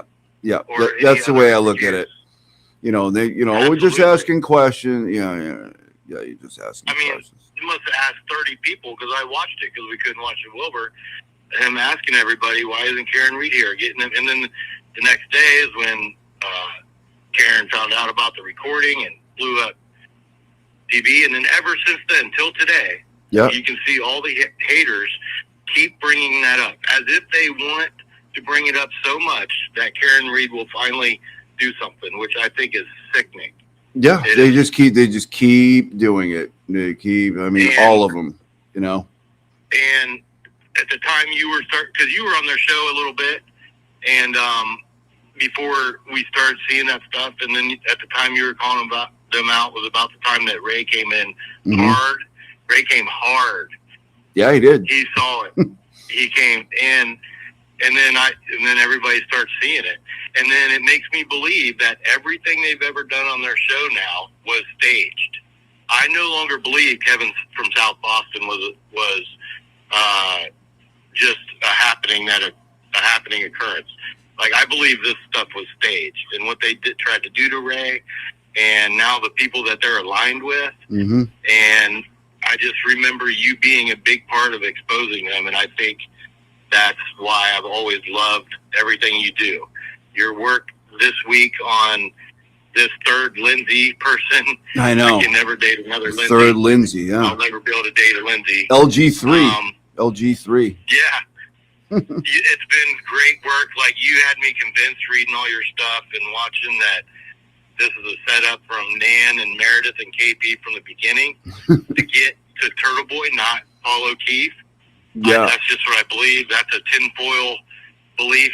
I have no evidence, but it looks so clear. And it's, again, another situation like with LG, where if he did get violated, those charges would be dropped the day he gets out of jail again, because there's no case here. Right. It's sickening. Yeah. This. Anyway.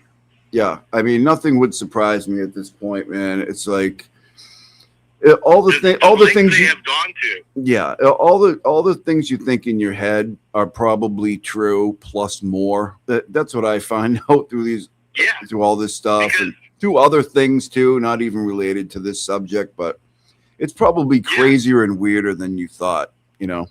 Exactly, because normal people, the 90% out there, don't have this kind of deceit in their brain.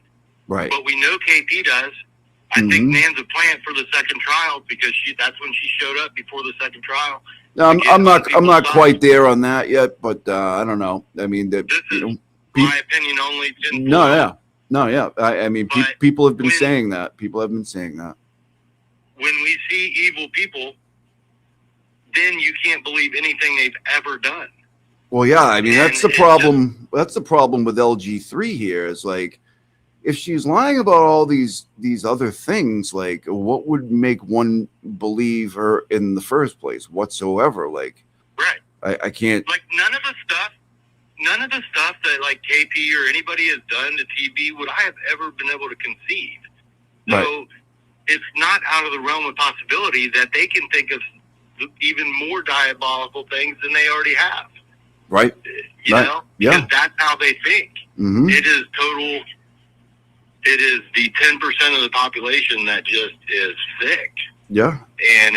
But I want to give you props. Your channel's growing. I'm there. I remember you from a year ago in the summer, but you were on to JFK early, and I appreciate that because when people start recognizing, then I start, and we see who the people are. And 10 months later, they're still talking about the same BS. I know. All this, you know, with everything happening in the meantime, you know, all the race stuff and, you know, and. I know. I don't want to name everything because it's so horrible, but that concoction right there, I would bet my life on it that was all concocted by those two, the M and the N, and paid. And I know what lie detectors look like, and they're subjective, and it's all BS, like every part of it. Right. I wouldn't be surprised if Alex got paid $500 to do that, and he took it. And listen, I wouldn't be surprised either. I would not be surprised. Everything they've done has been staged to divide. Unfortunately, it works sometimes. Yep. But the best part is we get rid of the bad, take in the good. Yep.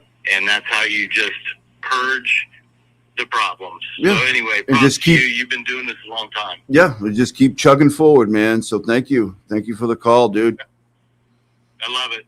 All right, Bob. Thanks a lot. Have a good day. There you go, people. Bob Cromwell checking in. Did I have any? I think somebody called. Let me look. I think we had a caller when I was on the phone. I couldn't look.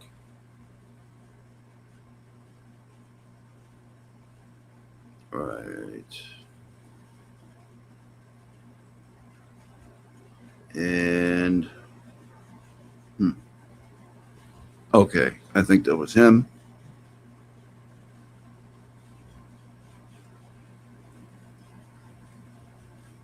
No.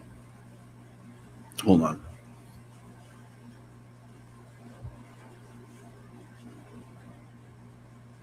Okay. Is that the one? No.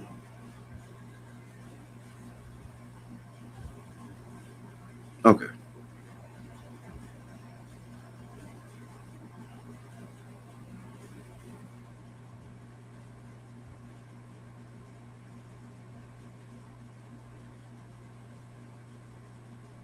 Hello? 1 second, please. Where's the damn thing? Okay. Hello? Hey, Cardi, Jimmy Lynch, James Lynch. Hey, James Lynch. What's up, dude? How you doing, brother? Not bad. Yourself? Hey, I'm good. I'm good. I just want to I'm not going to keep you too long here. I was watching Valhalla this morning. Yep. Oh, yeah.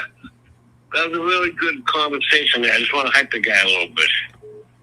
Yeah, Valhalla's great. I have to go back and see that. Yeah, there was a good conversation going on there today. about veteran stuff and all that. Yeah, yeah. And anyway, man, I listened to Bob talking about the Wilbur with that Randall character. Oh, yeah. You know what I think, man? What? That fucking guy was... Okay, listen to what I think about that Randall. Okay, get the Wilbur show, right? Now, Randall's a field rapper, whatever the fuck he is, right? He was trying to get in there. He wanted to be on that fucking stage because he's a stage host. When Turtleboy didn't fucking ask him to go, here we go. Now he's all pissed off. Yeah. Well, he was, at the Wilbur doing their thing outside, and why is Karen Reed not here? I guess, and stuff like that. I tried to get to the Wilbur show. I could not. I had to work. I was working on the vineyard last year. I didn't go either. Yeah. I've been to Wilbur like probably 5-6 times. It's a very cool place. I've been to rock concerts there, shit, Yeah. I've been to the Wilbur before. There's no elevators in there, though, which kind of sucks. Absolutely. But I think Turtleboy's not saying. I think the box is where the next one's going to be. That's a music hall. It's like maybe 2 doors down from the fuck over. It's much nicer elevators, all that gas. It's bigger. Yeah. So Ernie Block owns that place.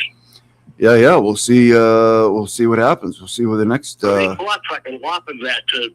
Turtleboy said Ernie Block offered that place to him and Karen to do a show there. Like, I remember that. Yeah, I remember that. Yeah, the box center. Turtleboy's not telling you this, but I think maybe that's where it's going to be, but I don't know that for sure. We'll find out, right? We'll find out. Hey, but not until it's almost time to go, because they'll do everything they can to stop it from happening, right?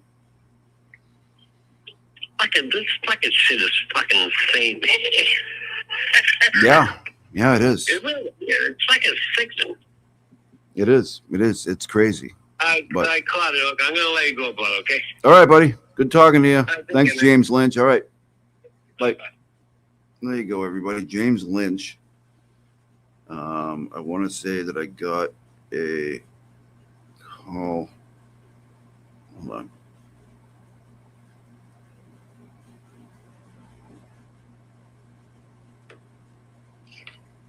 Hello? Hello, is this Crispy? It is. Hey, Coffee. Hey, how you doing? Good. How are you? All right. Yeah, I agree with Bob, what Bob was saying.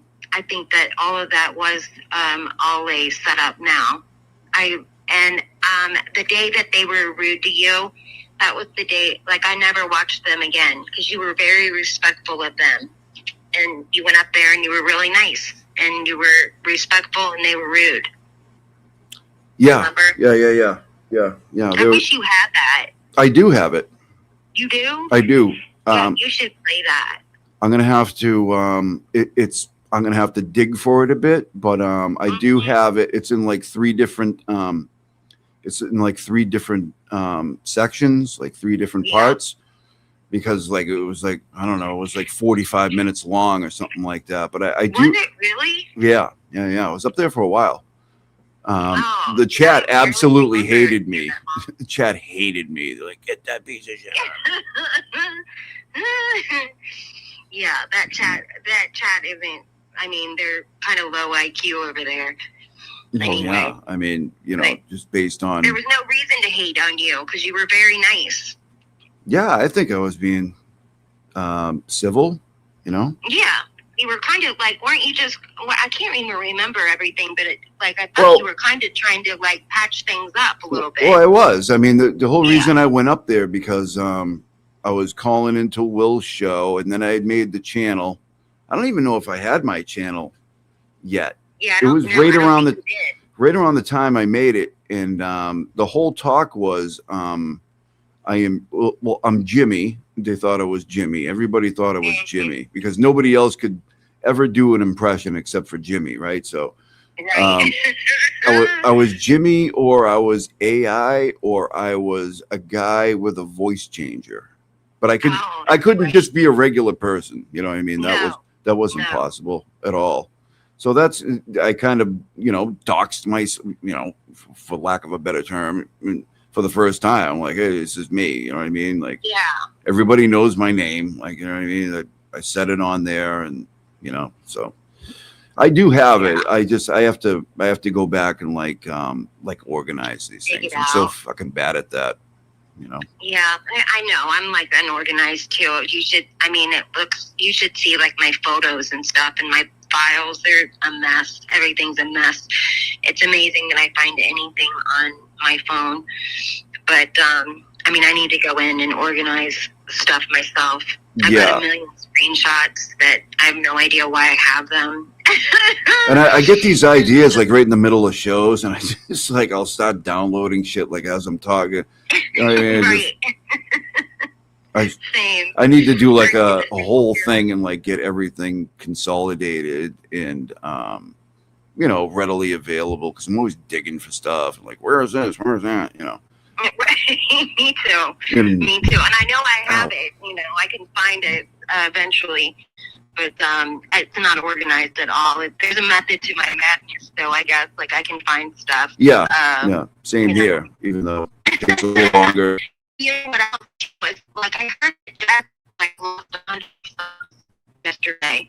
What happened? Did something else happen to her? Or did she do something else? Well, I don't know. I mean, but that Arkansas Bestie person made a channel, and it sounds like she's off the reservation too. So maybe some people went with her. You know what I mean? Like, some people went with her, and you know, that other the Bay Harbor makeup lady like seems to be off the reservation as well, and like people are just. Oh, she's gone too. Yeah, I think so. I think so. It, you know, or you know, whatever. You know, she's friendly to everybody, I guess, or something. How weird is it that she's going on vacation and she's got like people that are going to be using her channel and like guest hosting while she's on vacation? Like Moon's Under Her Clammy, is that the one? Yes, those two broke up too, and like I knew those two were breaking up because those two hated each other. You could just see that on their show. They hated one another. They looked miserable. Yeah, well, they're you know, I mean, you can't have two, you know, electric personalities together in a show, because you know it's not going to work out. It'd be like having like, you know, like Howard Stern and like you know, Imus in the same studio. You know what I mean? Like it's not going to work out. It's just they were electrifying. Yeah, it's gonna be like a magnet. It's just gonna oppose each other. Yeah, such strong forces. They look like an ad for seasonal depression. Mm-hmm. Those two. Yeah. You know, Prozac research monkeys or something. I don't know. Right. But they need to join the Forensic 4. You know. Or the Forensic 5 or whatever. Yeah, or something. Yeah. Ocean Spray and Moon's Under Her Clammy Power Hour or something like that. I don't know. They need to branch off and just be, because they're too powerful together. They need to split. Right. That's what I was thinking. Yeah. Dynamic personalities. Yeah. It's like Justin Timberlake, you know, it's too big for NSYNC. Exactly. You got to branch out. You guys are, you know, you're crushing my groove. I'm going to have to branch out. Right. Yeah. Right. God, I thought those two were going to, like, that was going to end in murder. You know, I had no idea how those two, like, were hanging out and had a channel together. They seemed like oil and water. Yeah. Sure. I think Ocean Spray would be on the losing end of that. Yeah. For sure. Yeah. So I guess she's going to take over while Jess is on vacation. Didn't she just go on vacation just recently? I didn't know you took vacations every 3 months. I had no idea. Approachables? Cation approachables? Vacations. I don't know. Was she on? I don't know. I haven't. I wonder how the Bunny Boneyard is doing, though. Oh my God, that's so weird. And like, what's wrong with her lazy, unemployed husband that he doesn't like take care of that? Like, that's a boy job that, you know, if you have a husband, that's the reason you have husbands, is so they can, so they can like, take care of that kind of thing. She's just like, I'm going to see it. They'll just end up, what do you call it? Like decomposing? Yeah, decomposing. They'll just decompose. Biodegradable Bunny Boneyard on the side of the driveway. Gross. Yeah. Like, no, I would have to move out of the house temporarily until that was taken care of. Like, no freaking way that she just walks by that every day and just, I mean, oh my Yeah, God, and can you imagine the bugs and the, he just needs to go out there with like, you know, a shovel or something and just, you know, take care of business. I mean, that's what guys got to do, you know? Yes, he seems really like a go-getter, doesn't he? Like guitar lessons and like sitting in the sunroom. I mean, I think he sleeps downstairs in that sunroom. Well, he's a Renaissance man, you know what I mean? He's oh yeah, he's like starting guitar at age 50. talk about electric personalities. He is Right. Right. Like I can see why those two ended up together. But I mean, what is he doing? And you cannot convince me he has a job. You just cannot. I don't know, but also who cares? You know what I mean? Like, you know what I mean? But I did hear him that one time and he was talking about Charlie Kirk. He's like, I love Charlie Kirk. I love him passionately. I love him very much. I love him passionately. Yeah.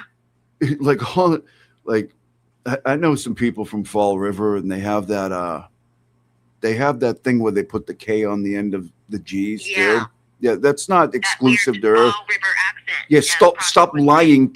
Stop lying. You're lying. Yeah. You'd be like, what did you say? You lying? Did you put a K on the end of that? He's like, yeah, you Lying. So stupid. And she, like for her to be doing that nonstop now, and she's really played into that with the K on the end of it. And I mean, Oh yeah. She's playing it up.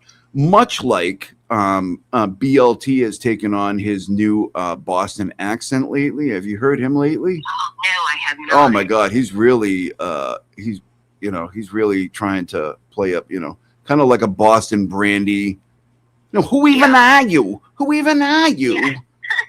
Like nobody talks like that, lady. Stop. Just cut it out. I told you about Lauren the other day when we were in Jay's chat. I was telling you about how Lauren has picked up a Boston accent. No, she has not. I did see you say that. She was like photos. All of a sudden, she was talking like Teresa Giudice from New Jersay. No, well, I don't know who that is, but listen, Lauren, the air has been heavy since you've been in the area. Right. Animals are acting weird. Two worlds collided. Birds are flying into windows and shit. You know what I mean? Like, it's probably best that you probably go home at some point because right. it's rainy. The weather's shitty. There's a heaviness to the air. I'm sorry. I bet. At least, like, I mean, it's wild that she's going to spend 8 weeks there when her little boy is, you know, at home. You know, it's summer. I don't think that. I'm not sure if she's seen him ever. I know, right? Yeah. It's wild. She has said that he's like a high maintenance kid. Like she's, you know, made comments. All the more reason to stay away from him. Those text messages have been released. Yeah. All the more reason not to be there. Yeah. Yeah, and I mean, anytime that there's if there's, you know, children that are dead and Mormons, like Lauren is on the way. She's, you know, running to that. And I did tell you about, like, she did get her eyebrows redone since Aiden. Well, good for her. Yeah, Aiden, she said, apparently the internet didn't like my eyebrows. Well, I don't think it's so much that they didn't like you.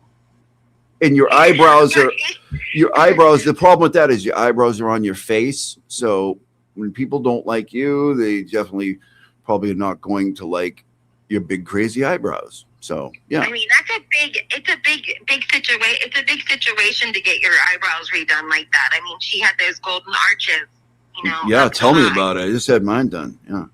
Yeah, right. I'm so old school. I still wax, you know. So yeah. I'm not. I haven't moved my eyebrows on the top of my forehead yet. But I guess that's the move, you know. That's not with that attitude. Because they're all doing. So anyway, but yeah, she's wild. She's, you know, already picked up. She's like a chameleon where she just picks up different accents, you know. And she's already talking about how she's got, you know, behind the scenes information, so you know that she's basically latched on to Patrick Claimsy somehow. Oh God. So, yeah, the minute Patrick's wife is her name's Lindsay too. His new wife. Oh no, not another one. There's too many. And, yeah, and she looks exactly like the first one, identical. No, that's not. You know, that's kind of that kind of tracks, but right? you know, right? too many Just Lindsays and too many. She's a nurse or a doctor. She's a doctor. Oh, good for her. You know, married up. Right. Good for him. I mean, I don't know. I don't really know anything about the case. I was thinking about going down there and like trolling like HTC, you know, Lauren. Yes. Yeah, we got to see what she's doing and get like you have to go and like check out like what she's doing and what Grayson's doing. The old is Pie Face down there?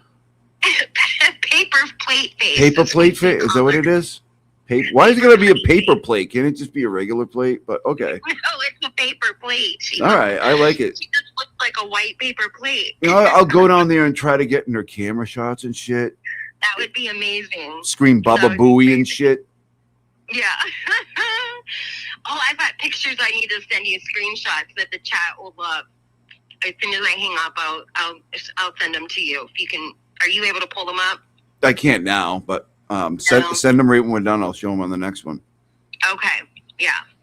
You'll like them. But anyway, all right. Well, I will let you go, and so somebody else wants to talk. But is there anything else going on? I haven't been around for a couple days. I don't know. No, not really. Just same old shit. Same shit. Yeah. And so I came in late. So this Lindsay thing, I came in very late. I don't know what exactly was going on. Can you just recap that real quick? She's insane, and so Bederows sent a letter to the New Jersey Atlantic City district attorney's office that lays out a bunch of stuff that they already know and already have. So yeah, I mean, there's a lot. It's a lot there. Yeah. But go on. She's nuts. If you go on my X, you can get pretty much the lowdown. Oh, okay. I'll do that then, because I know the case, and I know like she's a lunatic, because who in the world would like try and catfish a victim's family member like that? Like, that's weird. Well, especially like okay, so let's just say like she did have a sister. She did have a sister that was killed, right? And maybe she started out like you know, like sincere about things, you know what I mean? And then things went weird, but that's not what we have here. This is a total just a manipulation. There's no other way to, it's just crazy. It's nuts. Yeah, and I mean, I know that Paul is not like the best dude in the world, but I mean, I do feel badly. But I also don't think, she said a lot of shit about him that I don't believe. Like she claims Paul also, right, along with Aiden, emailed her husband's work and did crazy shit like that. So she seems to have this playbook. To do that. It's really weird. If he would not do that, because he would never want his spot to be blown up like that. Well, yeah, I mean, come on, you know. Yeah, you got to use your head. And she says also she served him with a cease and desist. I don't believe that happened either. Nobody. Yeah. No, but he's not out here talking about it. No. I haven't seen him talk about it with anybody. No, who would be like? I haven't seen Paul O'Keefe anywhere on social media. Like, the only thing I know is that he did contact Aiden and like wanted him to take that picture down. Well, that we know. Yeah, that we know. That's it. So she's just nuts, man. I don't know what else to tell you. Sorry. And remember, she did say that like she was split from her husband, and now she's back with her husband. She did. You know, She did at one point, but even though online she portrays herself to be in the perfect relationship with the perfect kids and just everything, and it's just weird. Like, you were telling this person this thing, and you're over here doing this, and all the usual suspects are, you know, think she's great, like, you know, the ones that we know, and they're all insane. Welcomed her into the arms of hell. Yeah, it's 24/7, just like hatred, man. It's all that comes out of that account. Like, It's just I know. every right? one of them. I always think that Kate, like Kate needs to get a hobby because like she has hated Aiden so long now. Like it's weird. Because even I don't even like second look at anything from her anymore. I'm just like, oh, what's the use? We know what we're getting.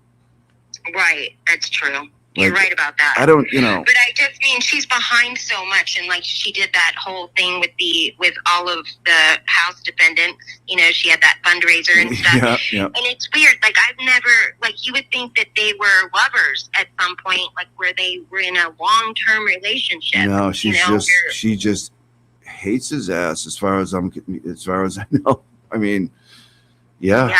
I mean, he has that effect on people. Like I mean, let's keep it a buck. I mean, he has that effect on people. They just can't.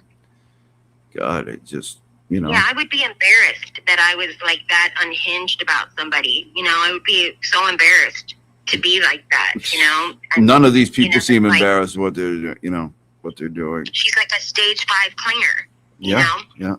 And then all of them are stalkers. I mean, what else? Pretty much. Yeah. Yeah. That both of the, or all 3 of the Lindsays. I mean, they all have stalkery, you know. They're all kind of stalkerish, right? Stalkerisms. Well, I don't know. I don't know about Gattani. I think she's all right. I mean, she seems to be someone who was, kind of definitely manipulated, not kind of, and kind of used for their own gains. And she seems to be a pretty smart kid. So I don't really put her in that category. But I don't know. I don't even know about the LGT. I don't really know about LG2. I don't even know much about her. But this one is like stage, like she's, you would think, like, if you said to somebody, like, if you told them the different circumstances with the 3 Lindsays, and you'd be like, which one is the problem now? You probably wouldn't pick this one. You know what I mean? You'd probably be like, oh, wait, the other one said that, so. But very no. True. Man, it's weird. Very true. That they're all like batshit crazy. And, and this new one, though, boy, there's something really crazy about. She's like the hand that rocks the cradle, like single white female type shit. Yeah. Single white female. I was just about to say that. I couldn't think of the movie. Remember when she came home and she had the same haircut and stuff? She's like, look at, I got my hair done. And she's like, oh, looks great. Yeah, she went after Paul because there would be no, he would have no other way to have gone after her. She absolutely opened that. Well, yeah, of course. I mean, and then called Aiden. Yeah. Like she had to really stick it to him and call Aiden and have him, release all of that. Like she's hateful. Yeah. Like I would feel like shit for doing something like that. That's awful to do. She has no empathy. So like that's a one that you got to keep your eyeball on when they don't have any empathy. Yeah. That's a red flag. Red flag for sure. All right, Crispy, I got to get out of here. Right. All right, I'll talk to you later. All right, Bye-bye. Thank you. Bye. All right. All right, people, I'm probably going to shut this thing down. We're going a little over 2.5 hours. It feels like I've been on here for like 5 minutes. What do we got here? What have I missed? I'm going to go in backwards order. Jody Callahan, because I beat you in trivia. No, you didn't. You definitely didn't. But go ahead with that. It's fun to pretend, but thank you for the $4.99. I appreciate it anyways. You can spread propaganda anytime with $4.99. I have no problem with it, but thank you. Better luck next time. Lieutenant Pez Dispenser Tully, $5. I just saw in Kazi we sway and my mind is blown. Like I said there. I've loved you a long time in chats. I had no idea of the genius rocking your channel. All right. Thank you very much, Lieutenant Pez Dispenser Tully. And yeah, my new hit song, my new intro, my new outro is pretty awesome. Shout out to BLT. Thank you very much. Shout out to the mods for being in here and being awesome. Valhalla was here. Dumpster Juice. Mo. Wait a minute. How was Mo? I thought Mo didn't want to be a mod. I thought she specifically said, okay, she's a mod now. Dobie Gillis. Kali Cosmos. Yeah, all you guys are awesome. Thank you. Yeah, everybody's in here. I appreciate you guys very much. Thank you for being here. You guys know I'm always going to follow up with anything like this. And yeah, pretty wild stuff going on. So, yeah, let me take this goddamn number down here. All right. There we go. And, okay, this one. All right, James Lynch, he called in, gifted a Cosy membership. Kinko Hinko, 2 jewels in a silver star or a silver star. Thank you. Still need to figure out what those are. Music trivia, member for 1 month. Deb Honey, yeah, music trivia. I will go to any music trivia that you got, and take first place again, if need be. Wait, what is this? Yeah, show it. All right. Brando might need diet food. You're not kidding. Since Prince Loved the Lead, member for 1 month. And Sparkly Rabbit, gifted 5 memberships. Right? We did that earlier. Jeez, I can't even talk. Thank you, everybody, so much. So, yeah, I'm probably going to shut it down, people. I'm not going to make this a marathon. But yeah, we're going to intro out of here with the usual songs, right? This is my new one coming at you right now. Why is this? Okay, I got to get rid of that. Cool. There it is. All right, there's my new hit song, people. Thank you for so much being here. I love all you fine people. Remember to keep your antennas adjusted, and we'll see you next time. Thanks a lot.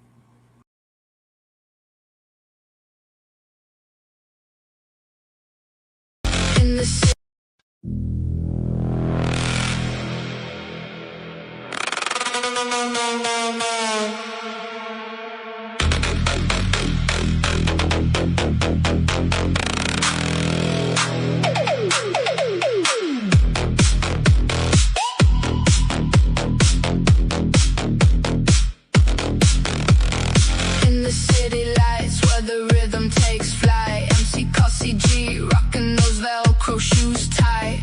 Hot dance moves like you've never seen, living that triple dip life. You know what I mean. Sparkly rabbit by your side, they're here to slay, shining so bright they light up the day. Nothing but style, ain't nobody got beef, but the hood boogers lurking, they need a little relief. MCCossyG in the cars groove we sway, dancing on the beat like we own the ballet. Triple dip retirement, living our best. When the haters come around, we ain't second best. Randall cry, farting, crying, Brian Sue. Can't stand the heat when I'm calling them through. Legal puns in the air, watch my words play when they come at me sideways. I serve them a stay. Got the moves that make the crowd roar, but they're bitter mad as if they're in court war. Throwing shade like lawyers in a brief. I'm the judge of the dance floor, causing disbelief. MCCossyG in the cars groove we sway, dancing on the beat like we own the ballet.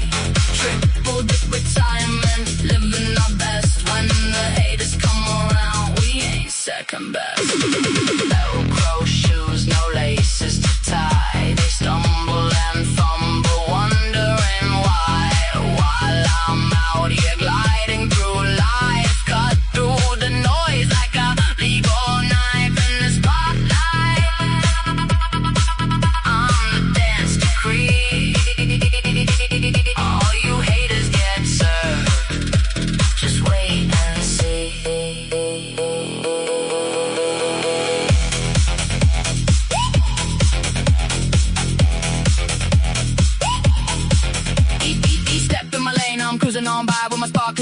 we're aiming for the sky. Retirement a party, not just a phase while the haters throw shade. I'll be basking in rays. MCCossyG puts the fun in the law, so watch I cry far. You don't know what's in store. With a wave and a wink, I'll call you back later in the court of the dance floor. I'll be the skater. MCCossyG in the cause groove we sway, dancing on the beat like we own the ballet. Triple dip retirement, living our best. When the haters come around, we ain't second best. So here's to the dance, to the beats we compose. Let MCCossyG and his Velcro shoes show that life's a wild ride with the flicker and flash. And this triple dip lets the fun never clash.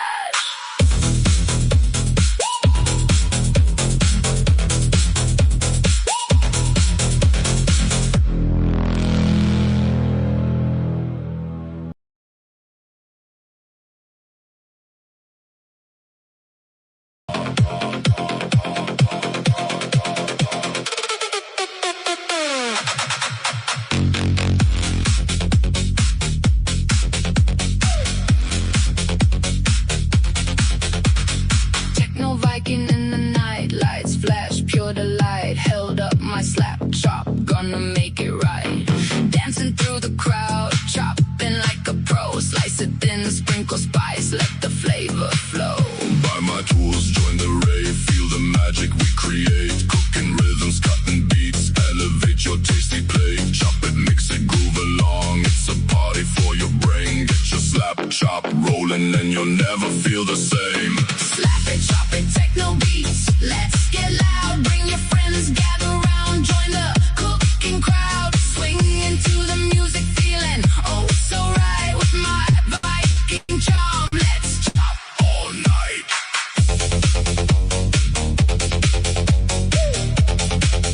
Let's chop all night. On the dance floor, slicing veggie dreams. In my horn helmet, I'm ruling kitchens, it seems. From beats to greens, hear the rave in the air. Start chop in hand, drop that rhythm with flair. Buy my kitchen gear, let the dance begin. Slice and dice with style, bring the rave right in. Keep the tempo rolling, people stop to sway. Good with techno, magic, we'll party all night. Play.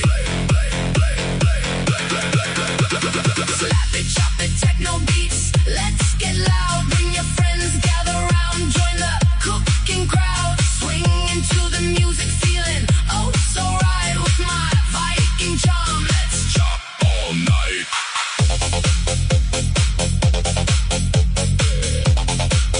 Let's chop all night.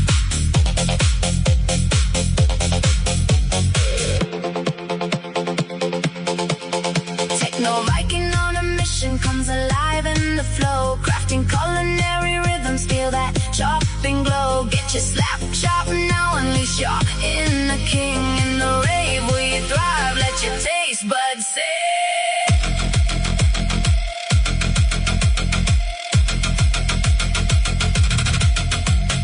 Slice through the night, we're dancing with delight. Viking beats, slap chop heat, culinary insight. Viking vibes and kitchen dreams, we're cooking up a storm. With the techno bass pumping, our hearts will stay warm.